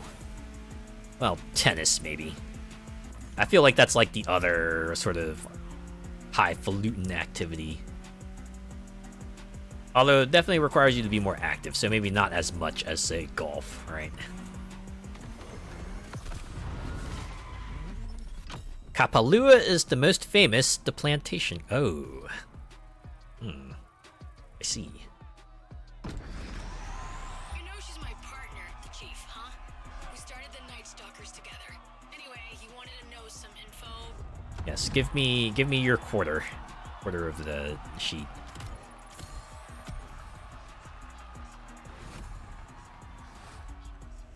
The way I'm imagining this, right? The way I'm imagining this whole, like, crew chiefs thing going down is, y'all remember Battle City from Yu-Gi-Oh? Right? You remember how, like, the whole goal there was to, like, collect 10 map cards? I imagine it's something like that, right? You beat the rival, and then they just, like, give you, like, one of the map cards, and once you've assembled enough of them, you get the crew chiefs, and, like, you take down the crew chief, and they give you an extra special map card. And once you get all of those, and then you pave the way to the master rival, and then you gotta go Pretty much the only super Night take them Stalker down. Doesn't whine when she crashes. Well, mostly. Oh, incidentally. Funny, I would bring up Yu-Gi-Oh! And then our next rival here we take on is Blue Eyes. I can see water sports being huge there too. Oh yeah, 100%. Yeah, surfing,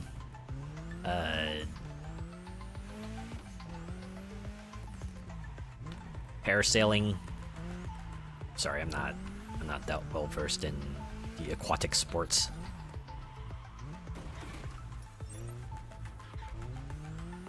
Sailboating? Would that be considered?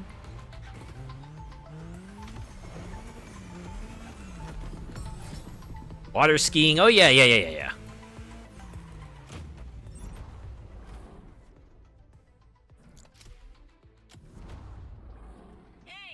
I heard some talk about a challenger like you. I guess jet skis too. Seen 'em all. I guess that's like less of a, well, maybe not a sport, but it's definitely like a watercraft activity, right? Let me hear that engine roar. Sing us a song or two. Let's go. Your move, Yu-Gi-Oh! It's time to duel.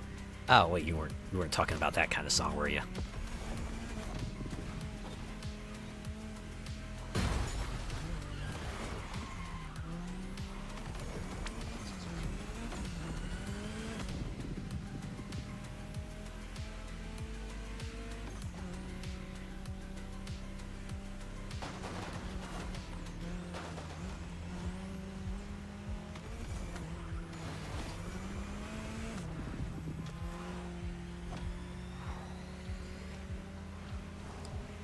If it was just me, I'd want one of those huge luxury yachts. Just chill with some cocktails and take in the surroundings. You know what? I think I wouldn't mind that too. Right, just get yourself a personal boat and just like sail out to somewhere in the middle of the ocean. Right, nothing but water for miles and just taking the ultimate peace that way. Nah, I can totally see that. I can totally see why that would be a thing you would be into. Yeah, you just get a chair, kind of lean back on it, look up at the sky, and just look at it, right? Just look at it, and don't worry about the real world just for a moment. Just enjoy the here and now. That sounds real good, actually.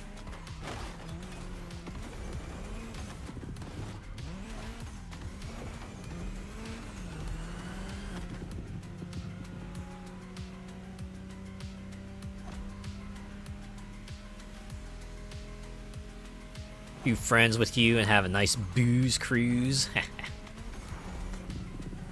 Yeah, I could see that.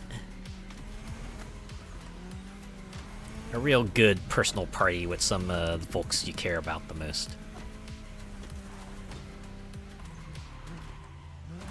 And you know no one's gonna come around and crash it either, right? That might be the best part. It's just a little event all for you and your buddies. Don't need to worry about anything else ruining your day.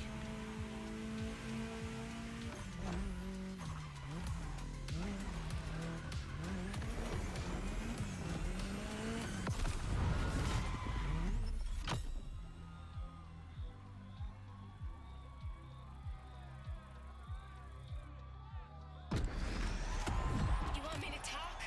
Okay, well, that was the deal. That's fair. I feel like the line that was spoken and the subtitles, like, something was like a little off about that. Just saying. Alright, we have one more rival to take on, but we could claim the emote set later. An all-Italian crew, except for this rival. Is he an exceptional driver, too? Oh wow, no, they were all Italian, huh? Okay. So wait, what nationality are you? Sebastian Bonnet. Also, I like how his name is Pretty Boy.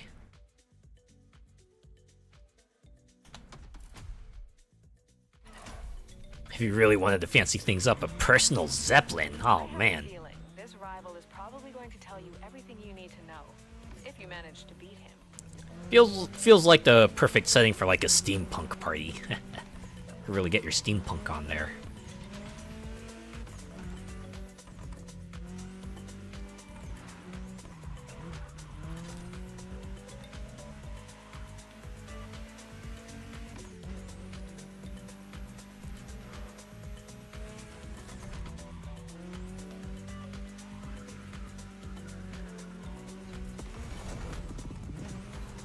To be honest, I didn't even realize, like, people still did, Zeppelin-based events.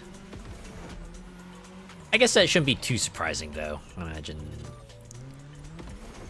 would cater to a, set of clientele that would be really, really into that.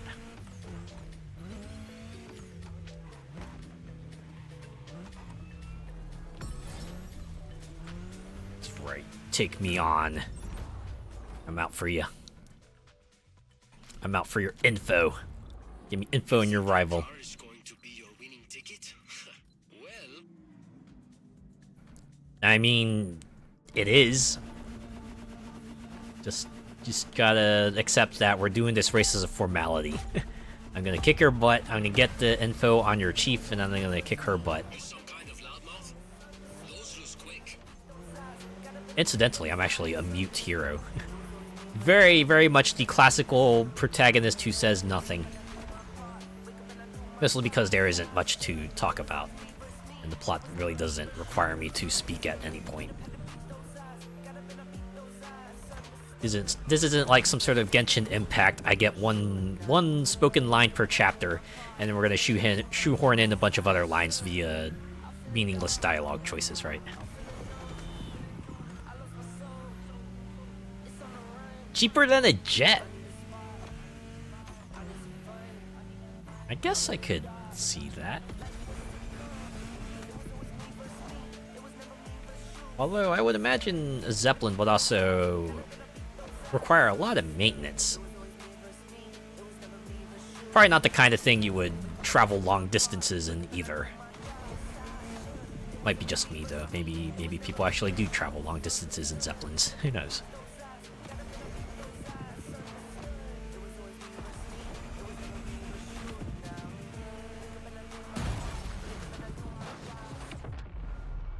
You've seen those Learjets at like 30 million. It's like no average person is going to personally own a jet.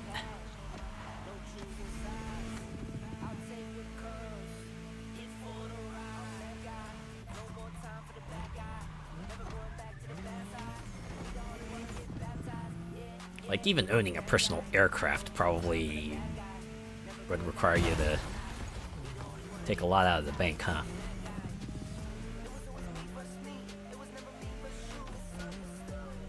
One hell of a way to go to all the cons you want. Yeah, you just touch down in your personal aircraft. Even better if it's like a Zeppelin, right? Like every convention that takes place in a facility with a flat roof, you're just like, alright, I want you to take me over to that convention center, land on the roof, and then we can figure out what to do from there.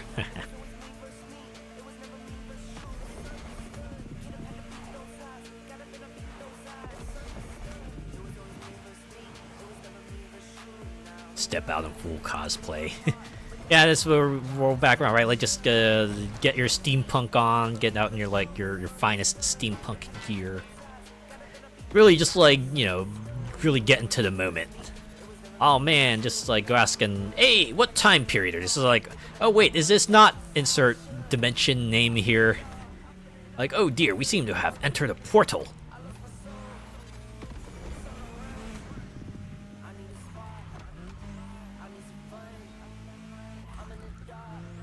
I think out of all the conventions of media, that might be the one that I'm like pretty cool with, right? It's like the way they let people know that you're in an alternate dimension just makes Zeppelins like way more common, right? It's like someone just gets sucked into a portal and then they come out on the other side and it's like Zeppelins everywhere. It's like, oh no, we seem to have entered an alternate dimension.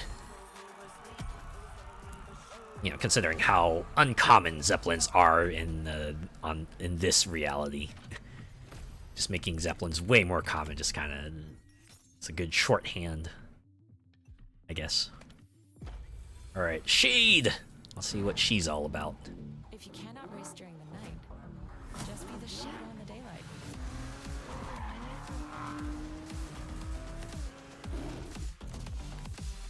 You know, I gotta admit that claw pattern, that glowing claw pattern be going kind of hard though. Box from any adversary, except you know who.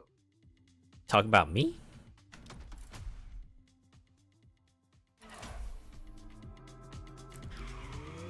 Oh yeah, we have an ad break coming in a minute.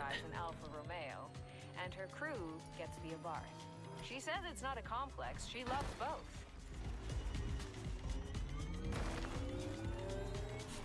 It's a nicer version of the monster one. You know, that's true. Also without that garish logo. I wish more apparel did that, right? Any apparel that sort of has like a, you know, a theme to it. Maybe you leave out the logo, just leave the pattern in, because some of the patterns work pretty well standalone. And it kind of takes you out of it if you gotta like slap the logo on there somewhere. Right, it's about like subtlety versus overtness. You know, something that like stands well on its own, but It's like, if you know, you know, right? If you know what that thing is from, then you kind of go, hey, wow, it's that thing. You'd be like, yeah, it's that thing. But other people be like, hey, that's pretty cool. And you'd be like, hey, thanks. You can still go on your way. Go about your day.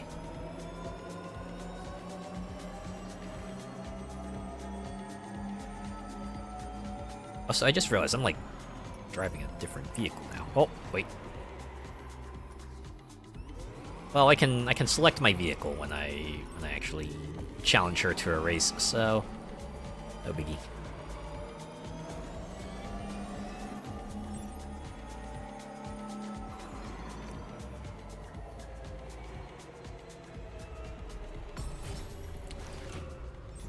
Race me! I didn't race all your cohorts for nothing. Oh, I see. It's because we're back up to Street Tier 2. Okay. Right, because the vehicle she's driving is classified as Street Tier 2. Alright, I can bring my other vehicle out of the... Alright, you know what? Just forget. We're just gonna drive the Toyota Supra that's also tricked to the max, and it's there. It's dramatic, but it's true. I'll take you down like the rest of your crew. You probably heard that. Oh, I realize what that sound is now, right? It's my tablet letting me know that, like, one of the streamers I subscribe to on YouTube is streaming. There's probably a way to turn it off, I just have not done it yet. Not in all the years I've owned my tablet. Probably weird, but that's how it's gone.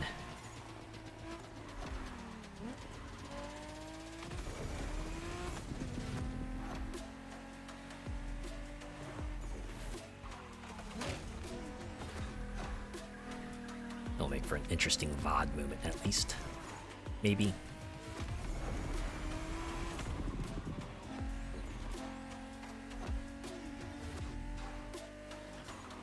Welcome back from ads, everyone. I hope you got some okay ads.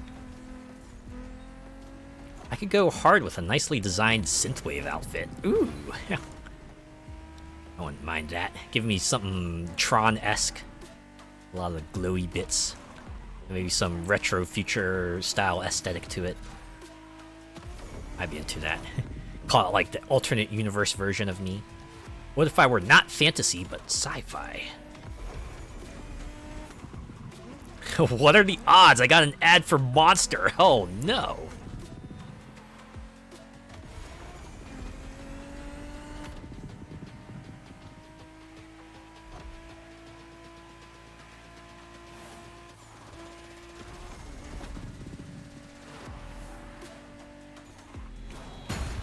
Oh, on the subject of alternate outfits. One of the Skeb requests I put in a while ago. It came back. It came back like this morning, and oh my god. they were like one of the people who kind of put in an appeal and had like a very, very elaborate idea of the kind of picture they wanted to draw for me. I was like, you know what, you definitely have like a goal in mind, so you know what, I'll give you the request, right? I had maybe one small thing I wanted them to have. Is like, otherwise, go nuts, right? Because they already had like much of the scenario kind of detailed in their appeal, and I was like, yeah, do it. Came back today, I was like, oh my god, that's everything I expected and then some. Some partnership with COD. You know what? That's not surprising. Monster energy drinks and the FPSs go hand in hand. Wouldn't be surprised if there were like a Mountain Dew ad and maybe a Doritos ad and maybe a Cheetos ad as well. Gonna put it on Blue Sky. That was my plan, actually. Yeah. I think tomorrow I was actually gonna go put up on Blue Sky and go, look at this, right? Just imagine me just like, you know, waving my hands at it going, look at this masterpiece. Okay, that might be hyperbolic, but still, that's such a wonderful piece of art.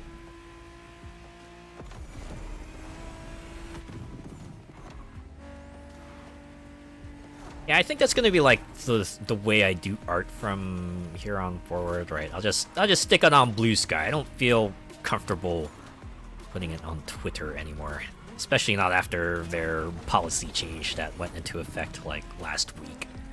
I saw a lot of people do the same thing, right? Like people explicitly said, I went and deleted like all of my tweets that ever had art in it because yeah, I don't want that to get fed into a machine. Fuck that. Like, yeah, you know what? Yeah. Fight the goddamn good fight. Sure, it won't stop it completely, but at least you can, you know, tell the people at Twitter where to stick it. I think I'll start posting. I think I'll start utilizing the YouTube community tab for that too. I'll start putting art there as well. Right. I mean, I did like a few art pieces there before, but I've kind of never like made that a consistent thing. But I'll probably do that. I'll at least make a nice variety with all the scheduled posts I put on there as well. Not bothered with Twitter since I got Blue Sky. I think a lot of people have migrated over. If you beat the mystery driver, I get their car. If you see that car, you'll understand why. I give you the info. Now, unfortunately, the car's going to me. Like how I'm gonna get this car as well. Yeah, Blue Sky. It's such a pleasant place, right? I feel like I more consistently get hits for my posts there, right? Like, more often than not, I'll get at least one person liking my posts on Blue Sky.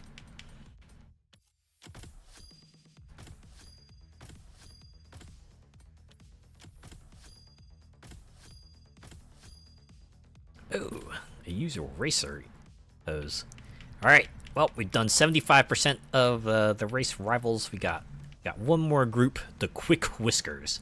I have to say, I love the paint job. What? Too much for you? No, never. I kind of like it. It's real flashy. For someone with a background in customization, this rival adapted well to street racing. She has a very cute cat, too. Ooh, that's always a plus. Someone who likes pets is usually a green flag. The floof community is thriving so well on Blue Sky. I had quite a few random follows on there lately, and 2 artists that slid into my DMs when I reposted art. Ooh, nice! Yeah, it's one of the things I like, right? More likely to just like get folks who are kind of into your stuff.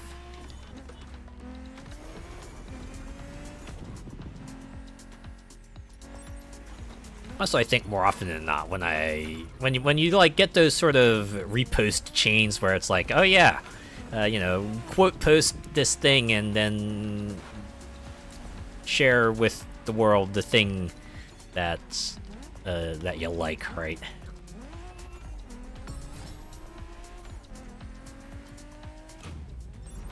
See a lot more of those on Blue Sky as of late. They've all been pretty unique and fun, too. We got a saying in the Quick Whiskers, drag, don't brag.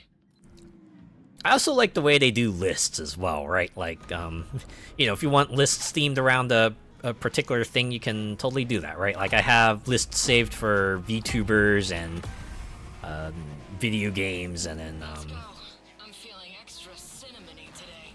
they also have a list of just like, you know, posts from people you follow. I think Twitter has that too, actually, but I think on Blue Sky you can make that the default.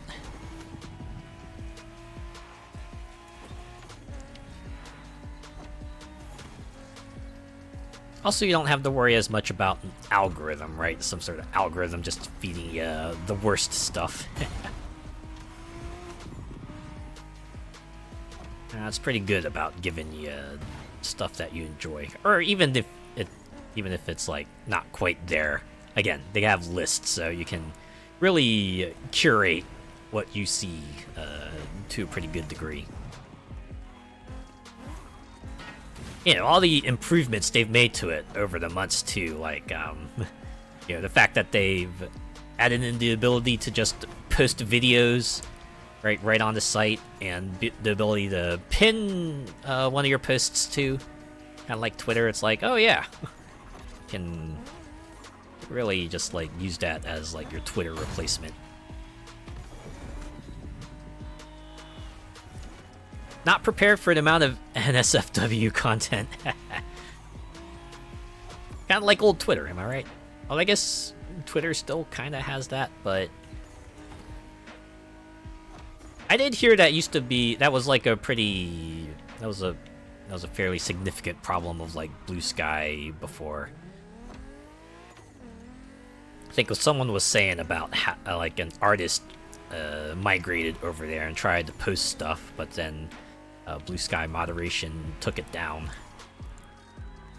I guess it's lightened up since then, because I don't hear people complaining about it anymore.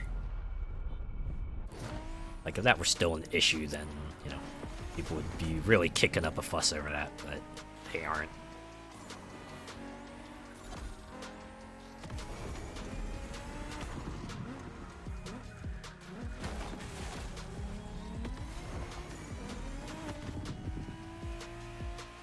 Yeah, I think I read somewhere that they're up to like 18 million users. That's that feels like a lot of people. I can't say how that is like relative to other sites, but it feels like a lot of numbers. You want info on the chief? For one, nobody has slick a call sign as Cinnamon, gotta say. I don't know. Blue Eyes kind of goes hard too. That's just me though. All right, 3 more of you fellas. If you're looking for a cakewalk, Silver is the wrong pick. She will make you smile, though. I was gonna say, where are you going with this? But now you go, oh, no. Not that.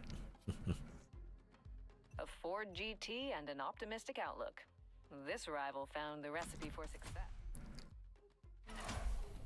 I'm surprised they didn't make any metal jokes, considering her name's There are Silver. 2 rivals in the Quick Whiskers competing for the title of Queen of Sass. Silver is one of them. I'll let you guess the other. Gold? No, I'm kidding. Not surprising with everyone leaving the dumpster fire that's led by the total ass clown. Yeah! Yeah. Still disappointed I joined Twitter just as he took over, so I couldn't experience Twitter, I guess, in a slightly better state, but that's how it goes, right? I mentioned this elsewhere, but I think we're not gonna see, like, you know, Twitter go down in a blaze like maybe some people are hoping for. But I think other people were speculating it'll probably be similar to like a MySpace situation, right?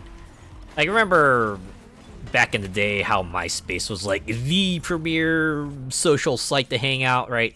Everyone and their dog was talking about how they had a MySpace page and how they were talking to everyone on MySpace and how all the big famous people were on MySpace. And then one day, or maybe not, but over time, you know, people started talking about MySpace less and less. And MySpace still exists, right? It's still out there, but it's definitely nowhere near the kind of... it's nowhere near the prominence it once had back in the day.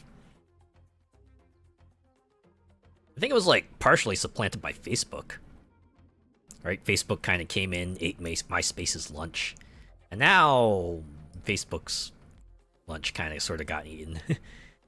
It's ironic, right? Facebook used to be like the cool young cool hip hangout site for the youngsters, mostly because it initially it only let people who had a college email in. It was when they like opened up registration to everyone that Facebook kind of became like the ubiquitous social media site that it is now. Or I said that it became for a while, but now it's just like the site where all the boomers hang out, right? All the people who are just like sorely out of touch with modern internet society are now. OMG, yes, people spent ages customizing their pages. Oh yeah. One of the things I remember about MySpace, right? You go to a different page and like each one is like a different experience.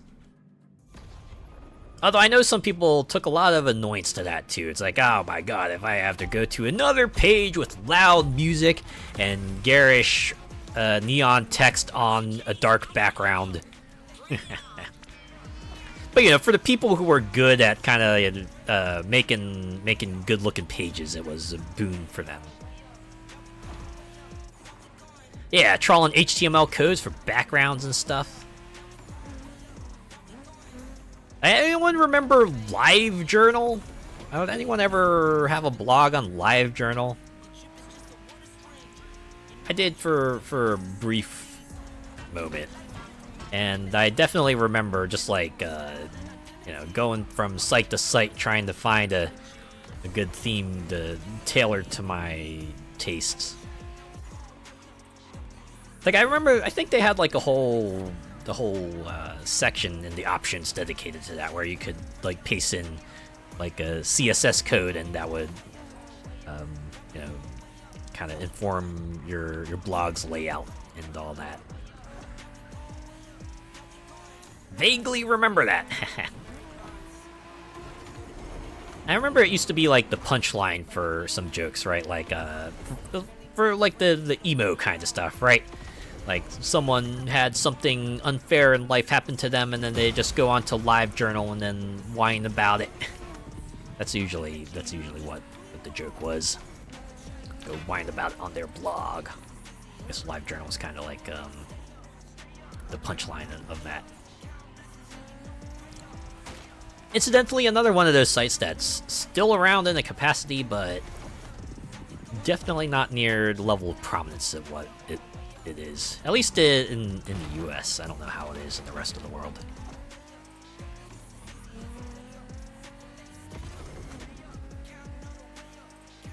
Oh, the other blog site that was at least popular amongst my school was Xanga. Xanga. It was a blog site like similar to LiveJournal, but you know, instead of being like a bit more professional looking like LiveJournal usually was, Xanga definitely had the website sort of feel to it, where your post would kind of just like appear on a page and you know, you could do comments and stuff. I remember, because back in the day, I started an account there, and I kind of went and stalked all my schoolmates that also had an account there, and I know how horrible that sounds now, but I didn't. I just remarked on stuff. I didn't do anything else. And eventually, I came clean, right? I eventually let everyone know. No, I am the person. I am the person of this username, and that was that. To be honest, I don't remember why. Looking back, that was such a dumb thing of me to do, but I was a teenager, so I was just like prone to doing dumb stuff.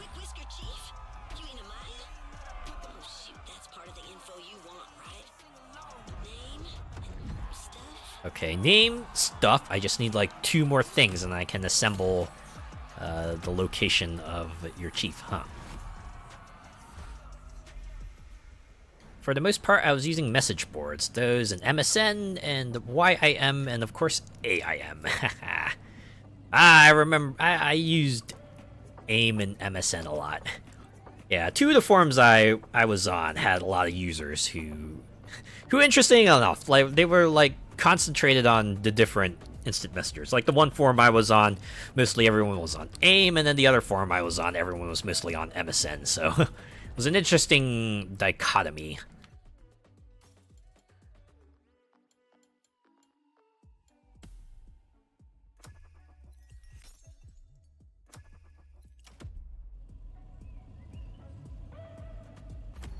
Sometimes the rivals don't really know the terms of the game. If they lose, they have to reveal their chief. Don't let him wriggle out of it. Saying this one might not play fair. Well, they will anyway, because I don't no one else has had any twists to their thing. But Paws crashed his Ford last week. The paint job is new. Oh, you're saying Paws scratched it up? A little boo-boo. Had to get a bandage to repair the paint job.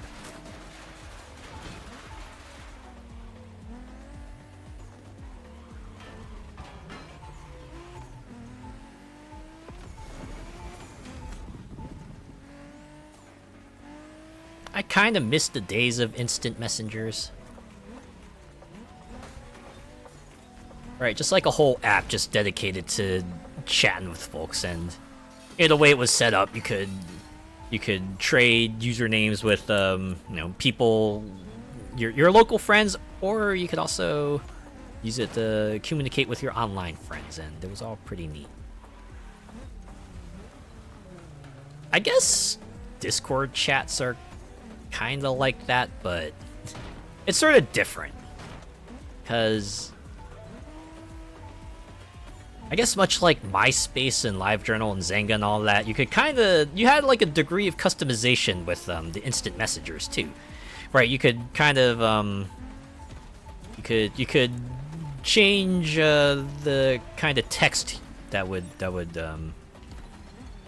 you would have, right? You could change the font and the color and even the background in times, and you could also like set your own away messages, and of course there was your avatar as well. You could change that. Lots of ways to like express yourself that like the more modern sites that quite don't have. Like Facebook, right? You remember how Facebook gave you like a lot of control of like how you could customize your page and stuff, but over time they kind of took that away, and everyone has sort of the same-ish looking page with the feed and everything. Or like YouTube too, right? Like YouTube used to give you like a lot of degree of customization over your page, but nowadays it's like, well, you can pick a banner, you can pick an icon. That you can also choose like how your videos are laid out to a degree, and it's like the extent of it. Well, who do we got here? Someone want to take on the ultimate challenge of me? No, you are definitely not the ultimate challenge, considering you are not the final opponent. The randos though, ASL, I remember that was a running gag. Yeah, but no, some people would actually seriously do that too. There's a reason why back in the day, people's the common advice for being on the internet was, hey, don't tell random strangers your personal info. Something that perhaps we should go back to. Always loved the animated emojis of Skype. I guess that's one thing modern chat programs gave us, or more modern.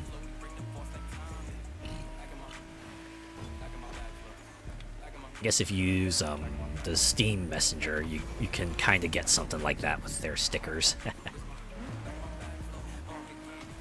I remember when YouTube had a star rating. Oh my god, I actually remember that too, yeah. Before they'd just let you thumbs up or thumbs down a video. I think their rationale was that most people would either 5-star or 0-star anyway, right? There's rarely an in-between. Oh my god. This open world rewind could really use some work. Although I'm guessing it would probably like take way too much processing power to rewind all the traffic, as well as you and your rival racers. That'll probably just like end up causing the universe to fold in on itself or something. That's usually what happens when you mess with time travel too much, right? You mess with the fabric of time too much, and it collapses in on itself. So they have to give you like a more localized, controlled version of time travel. Best you could get was 240p. Oh yeah, I remember that back in the day. You got that little tiny postage stamp of a video, and you would like it. If it wasn't that, it was You Got Cam. Oh yeah, the original dick pic. Yep.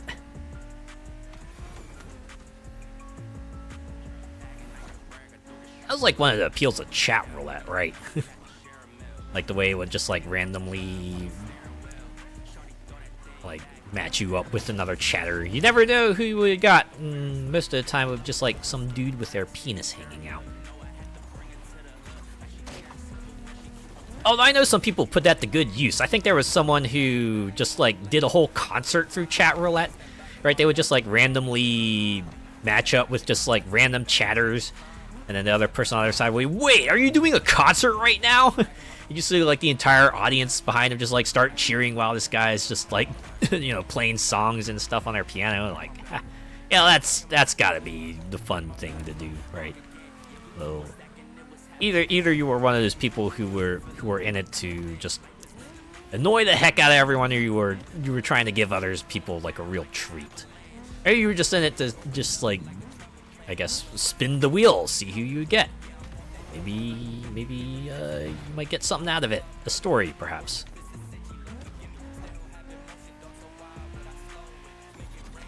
Seeing furries in VR chat do that with Omegle.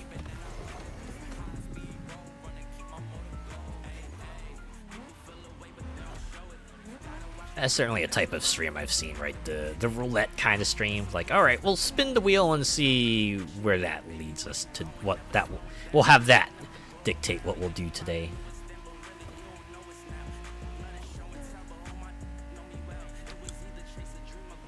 Or one that I see on occasion is like when you get like a couple streamers together to collab, and then like whoever loses has to spin the wheel of punishments, and then whatever it lands on, they gotta do their thing. Ropey if it's a live stream with no censoring. Yeah, that's kind of the risk, isn't it? Especially on Twitch, where that kind of thing might lead to your channel getting suspended. Probably on YouTube too, but all right, one more rival. Oh, mailbox almost full. This rival has one of the best-looking cars in my book. Oh yeah. Needs to know how to tame it too. The Pontiac Firebird. It's a good-looking Firebird. Say it's looking hot, perhaps. Saying it could really take off. I love that Pontiac Firebird so much. Is it too much to ask not to rough it up? Motorfest does cover it, but it would be a shame. Target looked. I mean, I imagine it would be like a monetary compensation, but you know, there are some things that you can't just replace with money, right? Also, the risk if you stream a boys love visual novel. I mean, their policy is like, ostensibly, if it happens in a video game, then it's okay, but you know, you know, that doesn't always hold true in practice.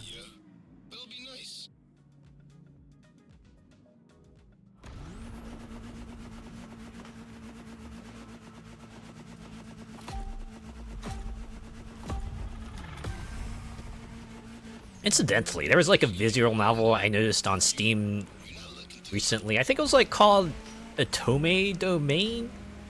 Seems like the premise is like there's a boy who has to like go to a all-girls school. Of course, you know, he has to go dress up in a uniform and everything, and that's like the long and short of the plot. I've read that it's like doesn't get too much deeper than that, but sounds like it might be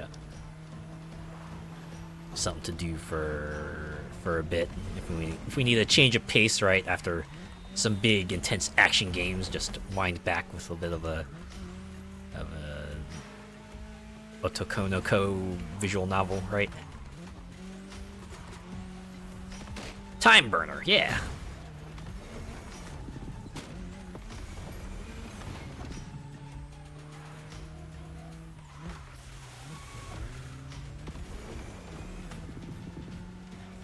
Also, ad break is like very imminent. Apologize for not bringing that up.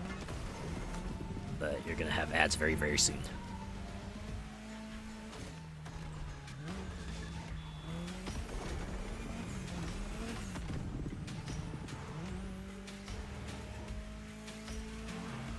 Pretty sure Twitch and Seribot have settings to maybe give more of an advance notice. I just have it set to a minute. Also, how many of those Sakura games have they released on Steam? Seems like a shed load. There were a lot of them.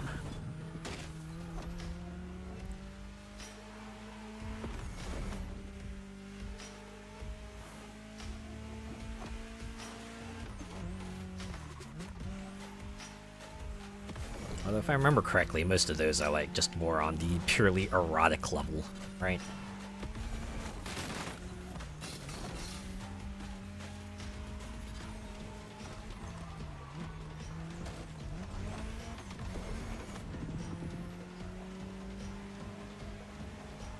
Yeah, pretty much. I figured as much.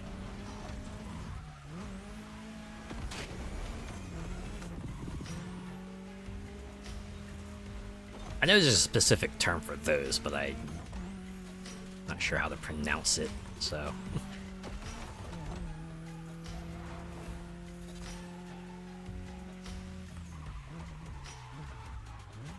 It's like one of those things where you see the word everywhere, but since you never have to say it out loud, you never really pay attention to how to pronounce it, but the one time you have to, it's like, oh, wait. I guess I could have learned that earlier. Have you number one point of info?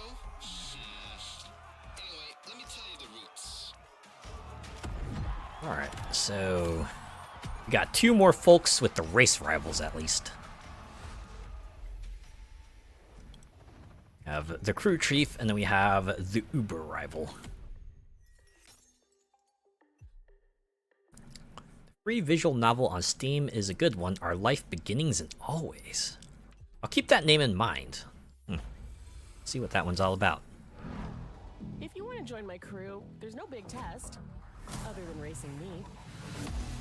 I mean, I raced like 4 of your crewmates, 4 of your subordinates. I assume that would be enough of a test, right? Speedbolt, the plucky chief of the Quick Whiskers with the coolest ride. Speedbolt. Sounds like a superhero name. I mean, they also had Flash in here, so...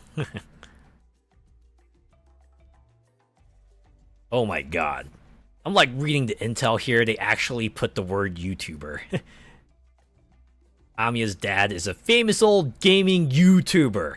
They didn't even capitalize it, they just have YouTuber just like up there. No, this isn't even the streamer. They didn't even try for like a generic. No, this is YouTuber. Right? YouTube exists in the crew universe. Wait, what was their video player equivalent in the Crew 2? I remember the Crew 2 opening up with you trying to, you like hitting it big on social media, and that's why like people took notice of you and recommended that you go extreme sporting all around, not USA. Seems sacrilege to put that paint job on a DeLorean.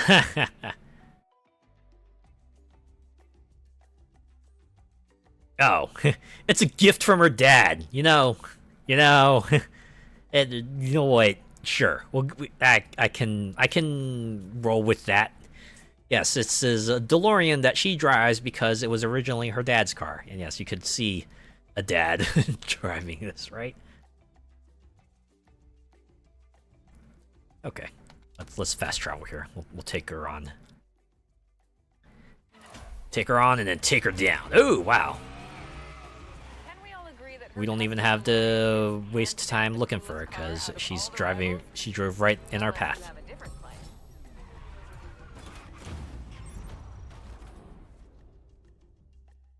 All right, I gotta pick a street tier 2. How do they determine where we start on this list? Do you just like pick a random spot and drop us there, or is there like some sort of algorithm at work here?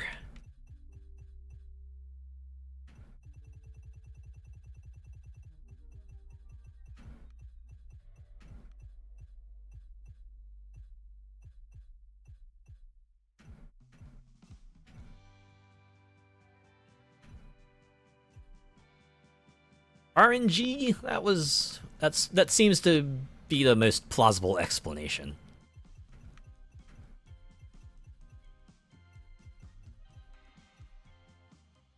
We could go with this one, the Mazda RX-8. Hey, I'm always good for a race if you are. Whoever you are. To be honest, I kind of wish they would default us to like whatever car we picked last for that class, but might be too difficult, and I can understand if they wouldn't be able to implement it for one reason or another. Here we go. Let's see if you got game. I guess in another sense, it might be a good way to encourage someone to, take a look at their whole collection and not just like the handful of cars that they use again and again. Maybe they just be like, oh, hey, maybe I forgot I had this car. Why don't I take this one out for a whirl? And then they do so.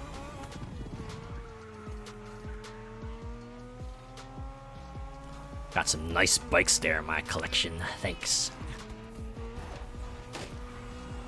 I have to credit it to the crew too, right? They have like the weekly discounted packs that pop up, and I usually try to get them when they can, and occasionally they'll throw in a bike in there. I'm like, you know what? Sure, expand the bikes, right? Expand my bike collection. May as well. I'm getting a whole lot more cars, so I can stretch it out. I like very, very rarely the bundles will include like maybe a plane or a boat in there as well. Which is also nice because I can expand my collection that way. That cherry blossom neon seems so on brand with my Sona. I guess, yeah, it would feel appropriate, right? You kind of have that like visual effect of the wind, right? See like the cherry blossom petals flying around.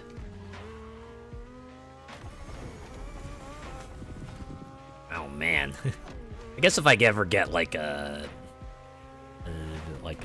kimono themed outfit or something, I could probably go with that, like a cherry blossom motif. Nah, I think I got like other motifs in mind though, at least for like a fabric pattern kind of sense.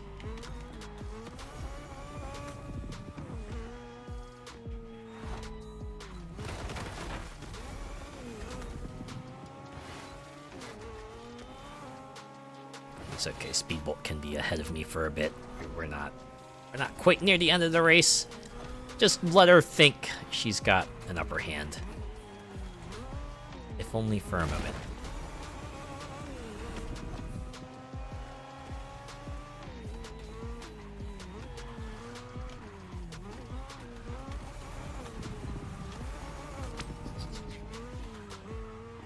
If I remember correctly, cherry blossoms is usually used to kind of like signify new beginnings, right? Okay, it seems to be like what I see in like anime and manga, right? Whenever something happens, like, a new school year or something like that, you always see like the cherry blossoms in the air. It's like, yes, it's a new beginning, new fresh start to stuff.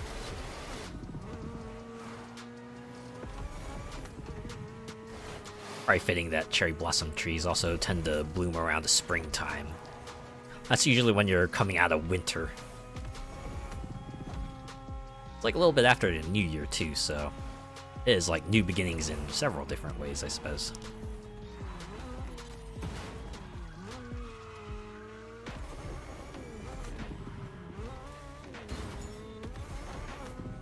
You can guarantee that when this cherry blossom comes out here, the weather gets super windy and the streets end up all pink. The one time you don't mind seeing, petals and leaves on the ground. And they make a pleasant-looking surface to walk on.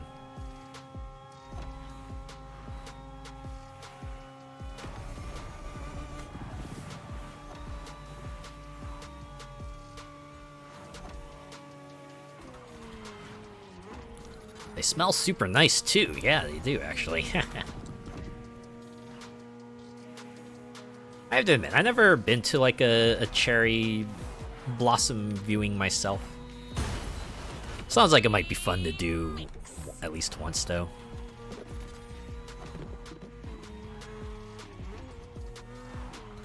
at least to say I've experienced it.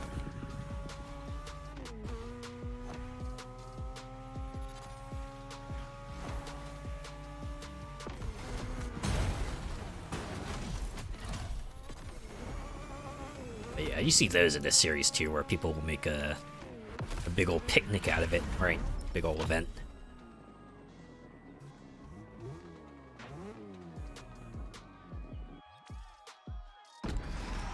Hey, so I was trying to figure out the same as you. Gathering info on the mystery driver. Sure, I'll share. Why not? It's okay, I already got I got the other locator cards, so I just need yours, and then we'll find out who this fella is. Right, the head honcho, the one behind all this rivals business. Very, very soon. Oh. Apparently their name is White Tiger.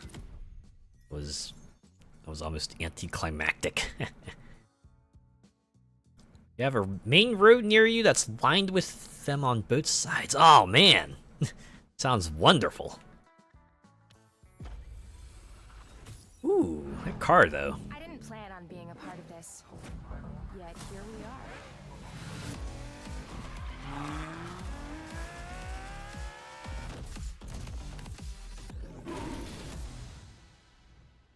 I guess it's also fitting that the one leader of all the rivals is also cat themed.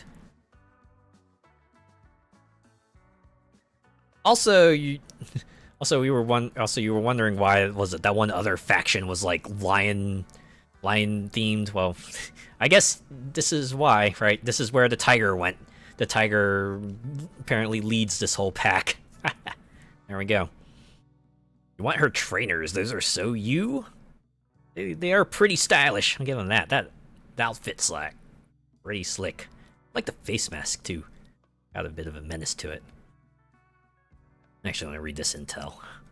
People who have met the mystery driver also call them White Tiger. Once you see their car, you'll get why.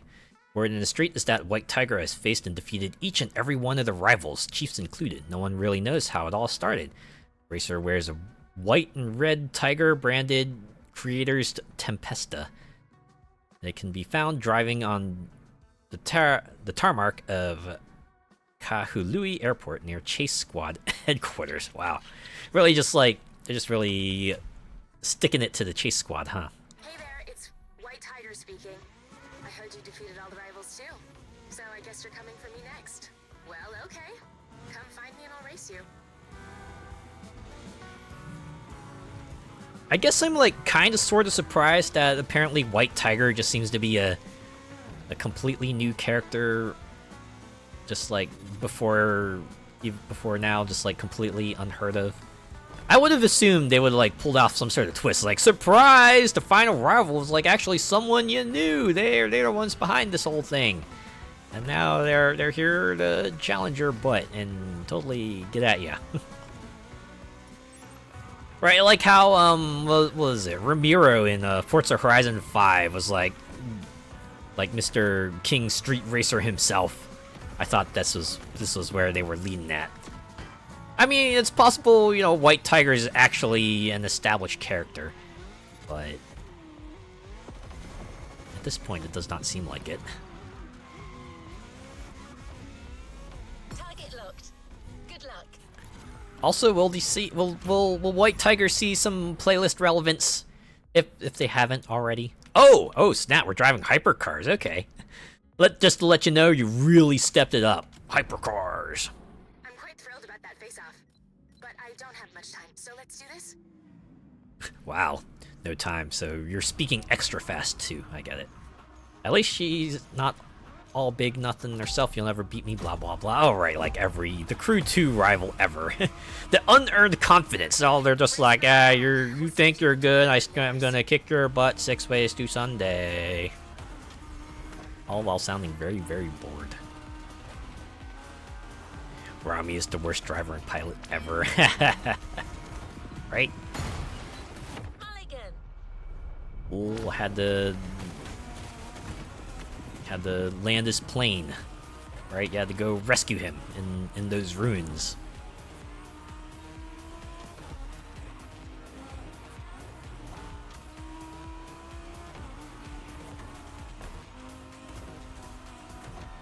Also, this is a 13-mile track. This is a bit of a marathon. Still not as much of a marathon as the Liberty Walk race, but it's getting there.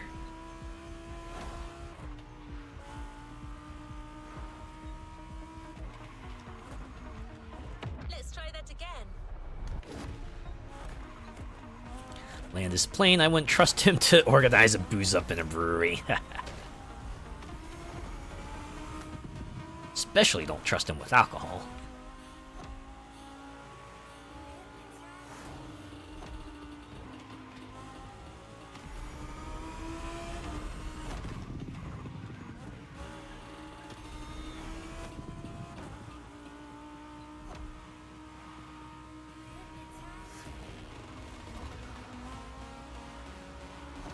We're going across the bridge, are we?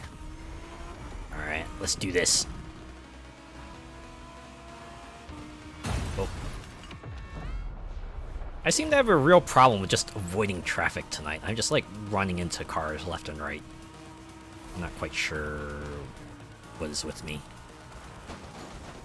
Something I should be able to get out of the way of. I'm just not. I should start doing that. Probably should have started doing that a while ago. Oh well, that's what rewinding is for.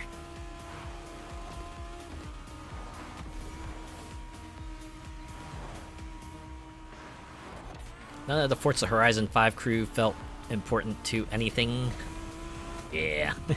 Actually, kind of felt like that. Even, like, I guess at least in the first game you had, they at least tried to make them distinct in a way, but like even starting with the second game, it all started blurring together.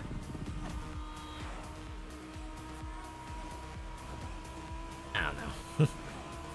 I think the most memorable one, the most memorable character would be the mechanic from Forza Horizon 3. That's mainly because they kind of portrayed him as that sort of happy-go-lucky devil-may-care kind of fella who would take the off-road vehicle and just have a joyride with it, even though it's like someone else's and they were tasked to fix it up.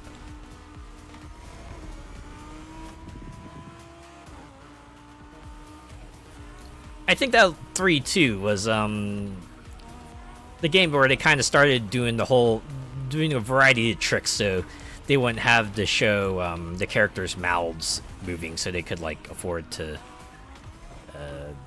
not worry too much about things like lip syncing or something like that, right? You know how they would be like speaking, but their backs would be towards you, so you didn't have to like animate their mouths or anything like that. Because I remember, like, even in Forza Horizon 2, they at least had like a cutscene here and there where the person's mouth would actually be lip synced to what they were saying.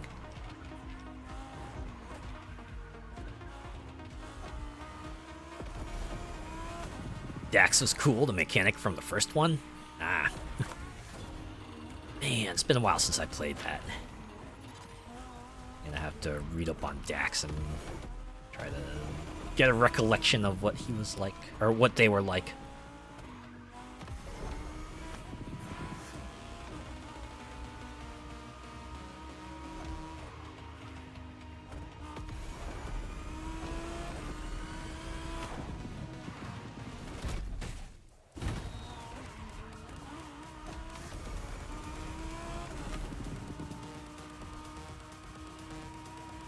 Get all the bonus boards and all your upgrades were free. I do remember that. I do remember that particular feature from Forza Horizon. The only one that actually gave you the eventual free discount on all your upgrades.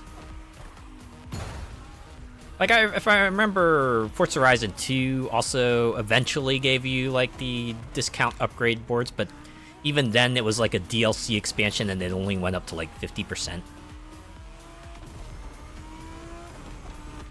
I guess at the point I can get it, right? Like, you need some sort of money sink. But even then, in later games, it's like you get so much money that the cost of all the upgrades becomes inconsequential anyway. Right? It's just like, oh yeah, 100,000 credits. Well, I got like 40 million of them anyway. What's that? What's 100,000? That's like a drop in the bucket.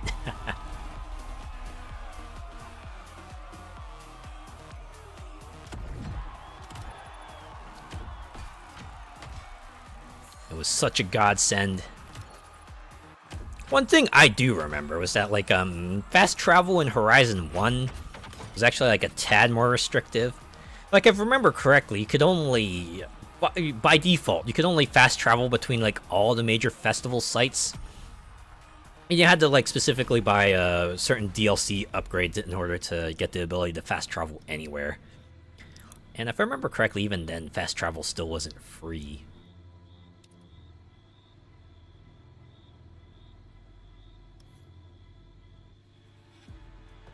Alright, let's collect our rewards.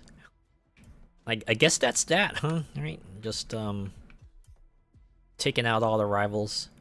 Left trigger, go to the chase. Right, you've defeated them in a fair and square race battle. Now what if you went and took them out? Run away! Ah. Ooh, a variety of white tiger emotes. Ah, and a title, too. Why is it Street King, though? I wouldn't mind, like, Street Ruler, Ruler of the Streets. I feel like that would be a better fit. Yeah, you can only travel to the outposts. Yeah, I remember that.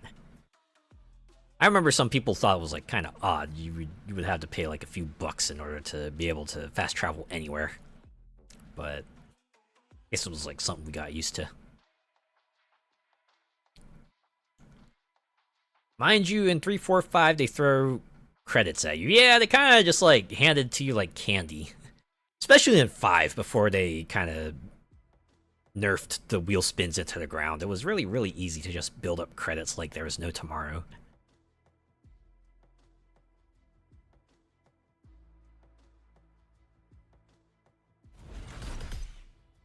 Oh wait, no, it was left trigger. Guessing, yep, takes us to the other rivals board. I like how they just, since we know the identities of all these folks now, it's like, all right, I guess Damn, a Charger SRT. It'll break my heart to destroy a car like that. Just show them to you now, but you still have to go defeat the subordinates to get a shot at them. Just one lap of the Goliath is like 120 grand.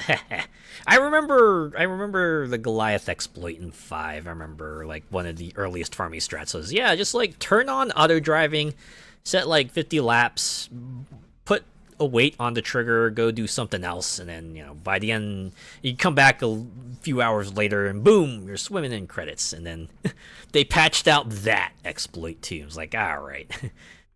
Well, now you can only do one lap before they really just like nerf your credit earnings into the ground. Or something like that. Right? It's like kind of a weird thing to do when you think about it, right? Because it's like, it's mostly a single player game. Is there an economy you really need to defend here? Like,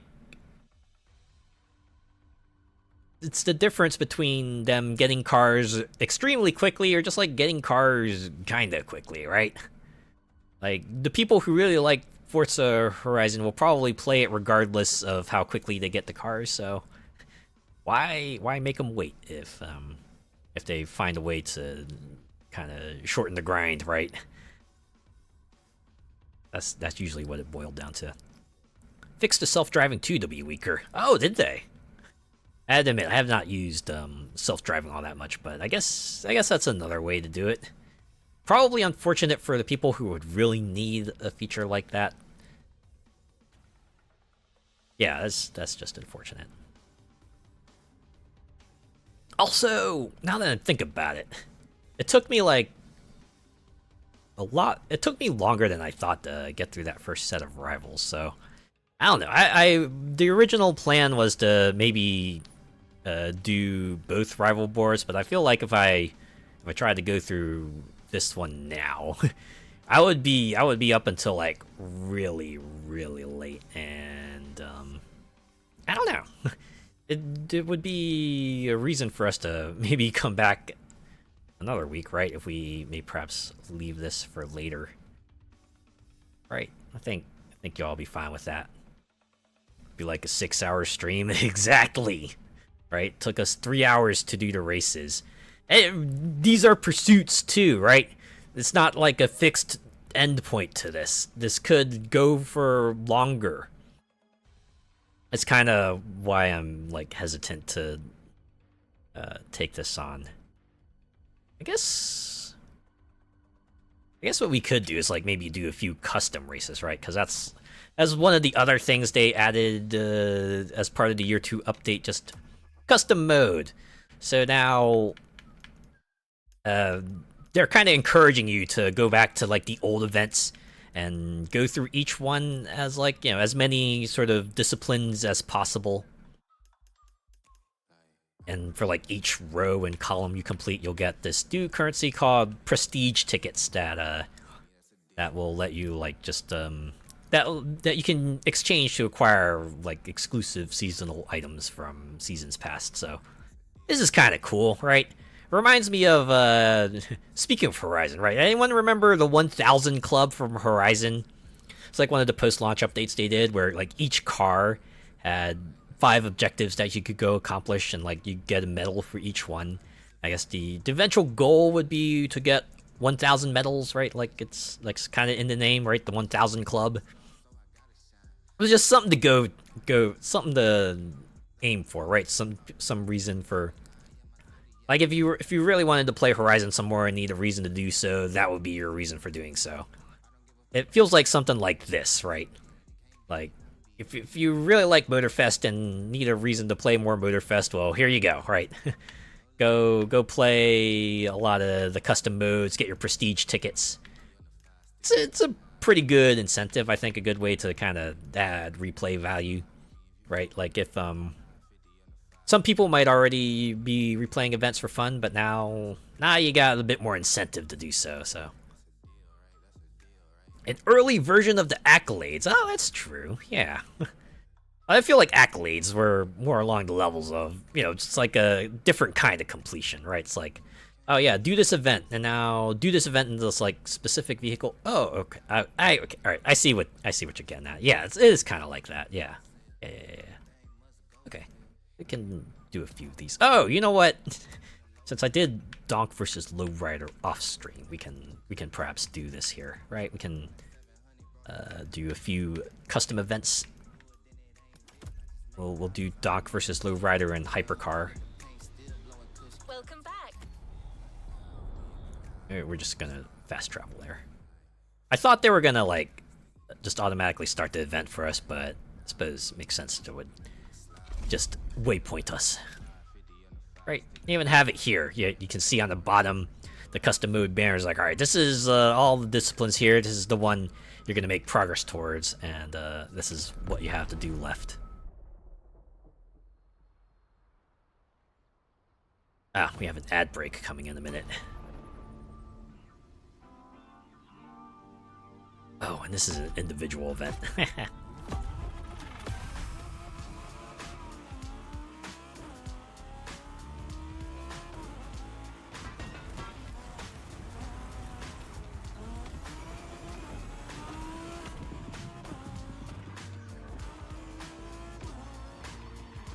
When she said welcome back, my first thought was Anna, welcome back, Fox. Aha! I remember that. Good old Horizon and their ability to just like let you pick a nickname from a really large list of them. Really large. I always thought that was neat, right? Just like pick a moniker that, you know, the game would identify you by. That was actually one of the things I liked about Forza Horizon 5. It's like the way the intro cutscene, they had the guy calling you out by whatever moniker you picked, right? It's like, please welcome our superstar, insert name you chose here. and he actually says it, right? He actually says it too. I can only imagine what the session must have been like for that voice actor. It's like, all right, just puts down this large stack of papers. Okay, so here's all the names we want you to say, and we want you to sound like you're saying it at the end of a sentence. Like you sound like you're announcing a person who's about to come on stage. That's the kind of energy we want you to give off when you say all these names.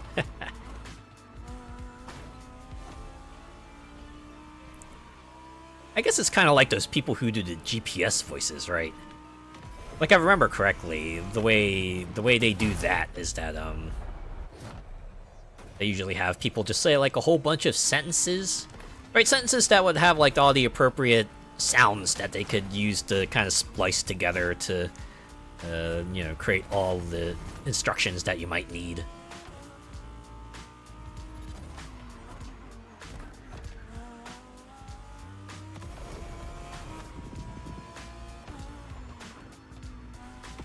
Or I guess it could be like Vocaloid too, right? That's like how Vocaloid works. The VA just like says a bunch of phrases and they kind of put that together. Hence why you know, the software would be updated to have like new language banks, right? It's like you try to make it sing English before I got like an English bank, and then yeah, it would still be English, but definitely would have a yeah, it wouldn't would have like a bit of a Japanese accent to it, you know.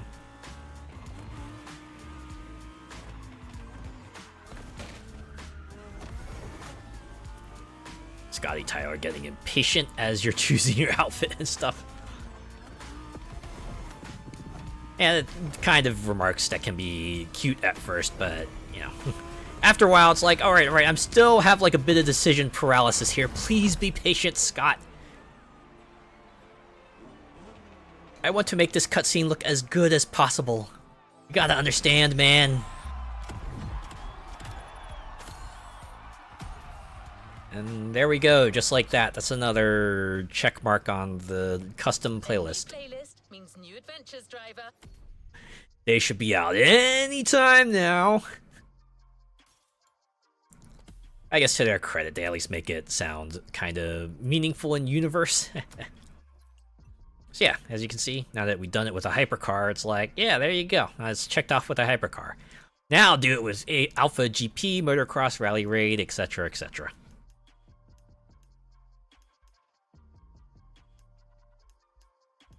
Can do one more event, right?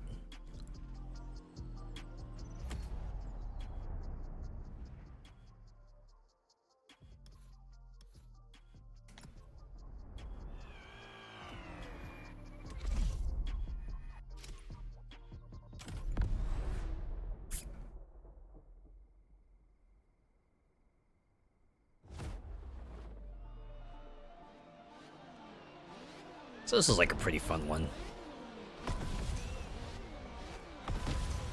It's like you gotta time your right trigger presses. Ah, nuts.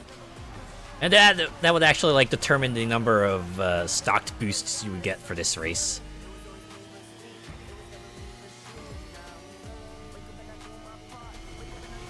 Right, you press the boost button once and then that would use up one segment of the boost and you kind of sprint your way down the road otherwise. It's like it never happened. It feels like their take on that sort of the drag race that Need for Speed did, right? Although you don't switch whole lanes wholesale, you gotta just like shift left and right, but sort of get that stocked boost kind of deal too, right? A limited amount of boost for the entire race. Although you like do a little QT at the start to determine how much boost you start with.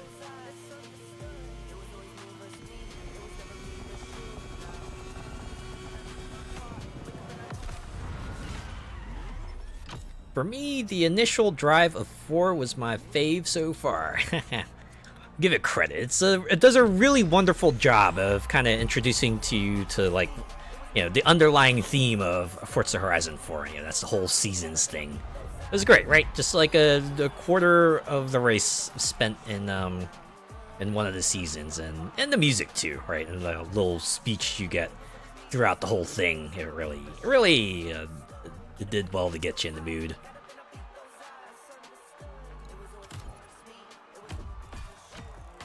I think personally, my favorite, it's always a toss-up between the first one and the second one, right? Because the first one just gave you a good idea of what Horizon was just going to be about in general. I think I said this already, but, you know, Forza Motorsport was like the series beforehand, and that was always like the formalized race on tracks, and, you know, it's all stuffy and formal and stuff. And here we have Horizon. It's like you're driving on the open road, and oh wait, did the car just pass by you? Now you're just like in it. You're just in the race. You're just racing on the open road now. It was great. Yeah, the first one against Darius Flint and the 59 and the 599XX. Yeah, right. Just gave you that feeling that this was like a freewheeling and dealing. And, you know, after that part, you're like gain control of your character, and then you just hear on the radio, "Oh snap! We got 10 more tickets, and we're just handing them out to to the first 10 people who show up." You're just driving your way there. Another great way of just letting you know this is gonna be. We're just driving, man. It's all about the freedom. And then Horizon 2, I felt like really got you into that feeling that, oh man, like the guy at the beginning was like, "This is gonna be the vacation of our lives," and they just opened with you driving this luxury car as like part of a parade to the festival site, and they took you on a really scenic route too, right? The cliffside road, and then the drive through the town and the countryside and everything. It's really got you into that mood that Horizon was going to be all about the road trips. All right, I don't know why I was driving around, but yeah, the race was cool too. The crowds and seeing the photographers and stuff, it felt real and lived in, right? It felt like you were really there to as like a VIP, and you were there to kind of like formally start the show, right? You were like the initial cavalcade. It's like, here's all the really cool people driving in to herald the start of the Horizon Festival, and it all came together super well, right? I think they all managed to hit it out of the park, but it's comparing great and fantastic. Like they're all at least great. So some of them are like even greater, you know? I enjoy all the Horizon intros, but there several of them I just have a special fond memory for, right? All right. Well, in any case, it's me just like oh yeah, the FMV intro for the first one, the one with oh, it was like, "Hey boys, hey girls, superstar racers, here we go!" Right? I think it was was it Chemical Brothers who sang that? Am I getting that right? Chemical Brothers sang that song. I remember that. It was kind of funny, right? It's like Horizon 1 seemed to imply that like Horizon was actually a music festival and racing was just like an incidental part of it. And well, yeah, so this is a driving game, so that's what they focus on. But it feels like later games really don't focus too much on the whole music festival part. It seems like a whole lot more about like the auto show kind of deal.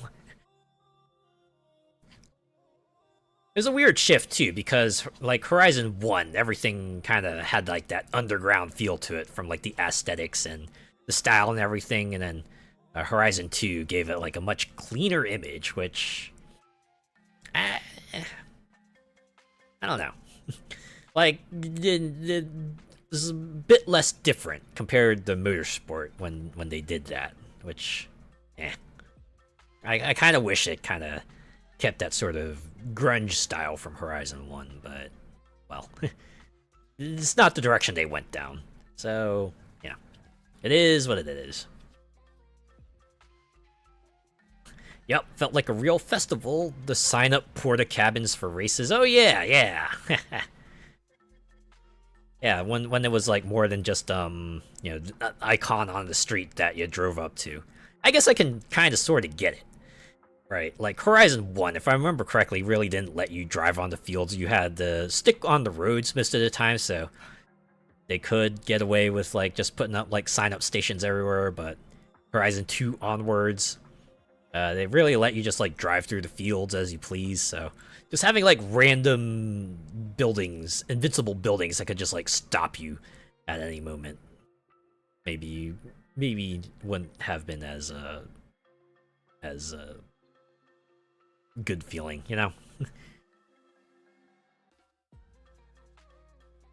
Oh, yeah, that is what it is, right? Alright. In any case, I think that has been it. We took down all the rivals, right? We took down all the rivals via races, all 21 of them. And did a few custom races. Well, we did a pair of them. We did 2 of them on top of that, so I'd say it was a good night, and all the more reason, I guess, to come back to the Crew Motorfest again. Next time, we'll go join the chase squad and really go through them again. Have a good night! Yeah, you have a good night too, like our Shadow Fox. Thanks for hanging out. Hope you have yourself a good night and a good tomorrow. And thanks to everyone who came by and hung around and chatted, and even if you just lurked, I appreciate each and every one of you. I'll be back on Friday where we'll do more Dungeons of Hinterberg. I think the plan is we'll do at least one revisit to an old dungeon, see if I can try to find a coin, and yeah, and then we'll go through some new dungeons as well, and maybe do a rest as well and get a little bit of extra HP. How does that sound? Another weekend started by a little bit of a dungeon delving getaway. Sound good? Yeah, I'm pretty sure that sounds good. Alright, let's look for someone to raid. Although, I'll start up the playlist again. You can listen to some Crew Motorfest music in the background.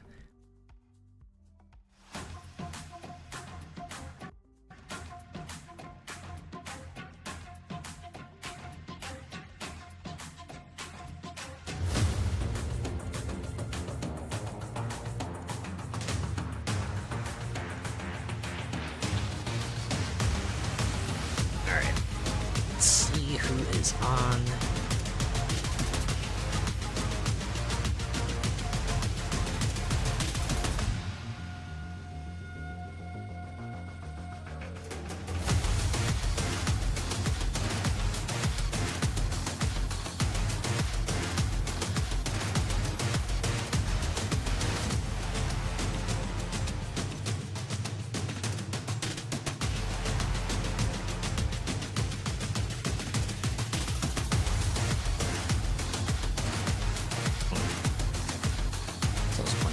Dead 2.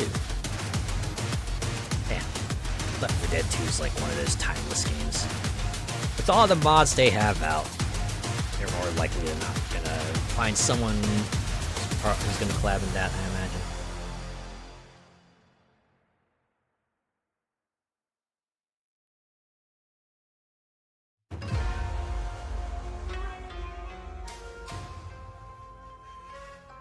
Almost makes me wish Back 4 Blood did that, like putting mod support.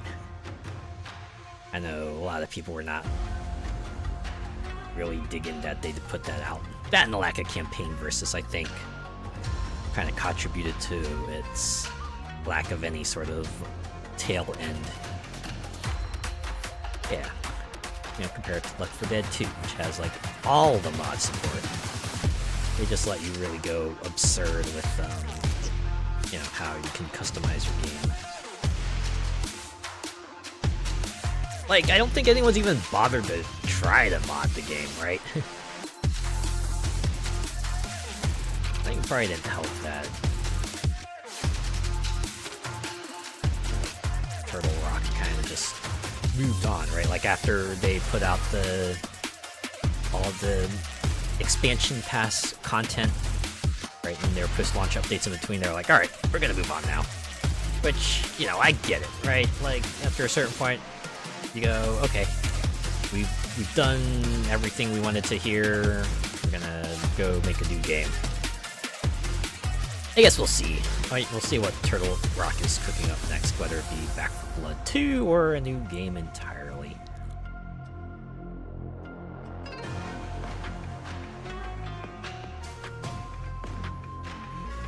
Hopefully they can stay afloat.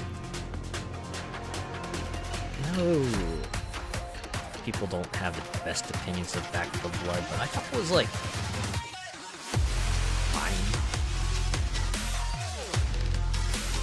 I guess it's mostly because I kind of enjoyed the way they did customization. Especially when they revised it so that like your deck was just a big old perks list. I think that's where it really came together. The fact that they made melee builds completely viable, that's always notable, I think.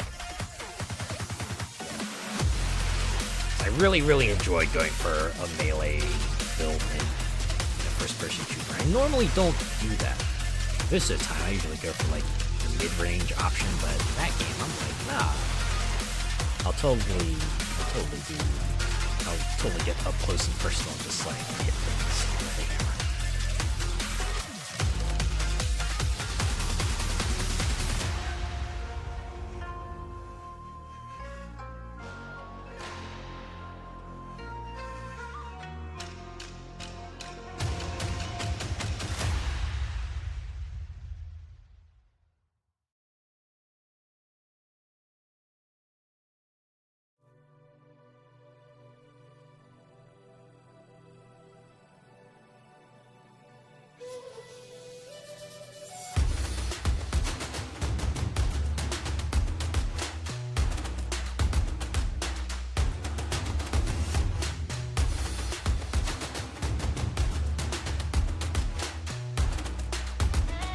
Wait a sec.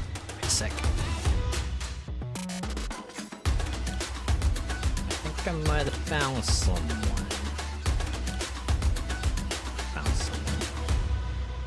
Okay, looks like they haven't streamed for long either, so might be around for a little longer. Okay. See if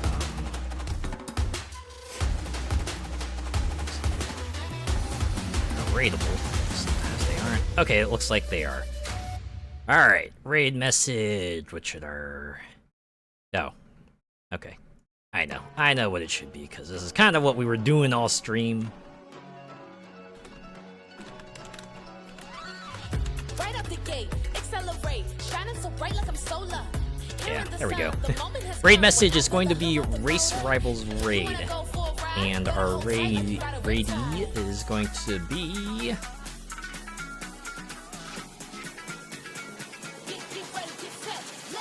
Ria Asitayo? I hope I pronounced that right. I apologize if I didn't. But they're playing Gunfire Reborn right now. Yeah, you've seen me play that, right? The first-person shooter. It's like has the East Asian flavor feel to it. Very roguelike-esque. Very fun, very cool. Let's show them our support. And yeah, if you're joining on the raid, give them Race Rivals Raid. And if not, have a good rest of your week. I'll see you on Friday for Dungeons of Vtuber. Take care.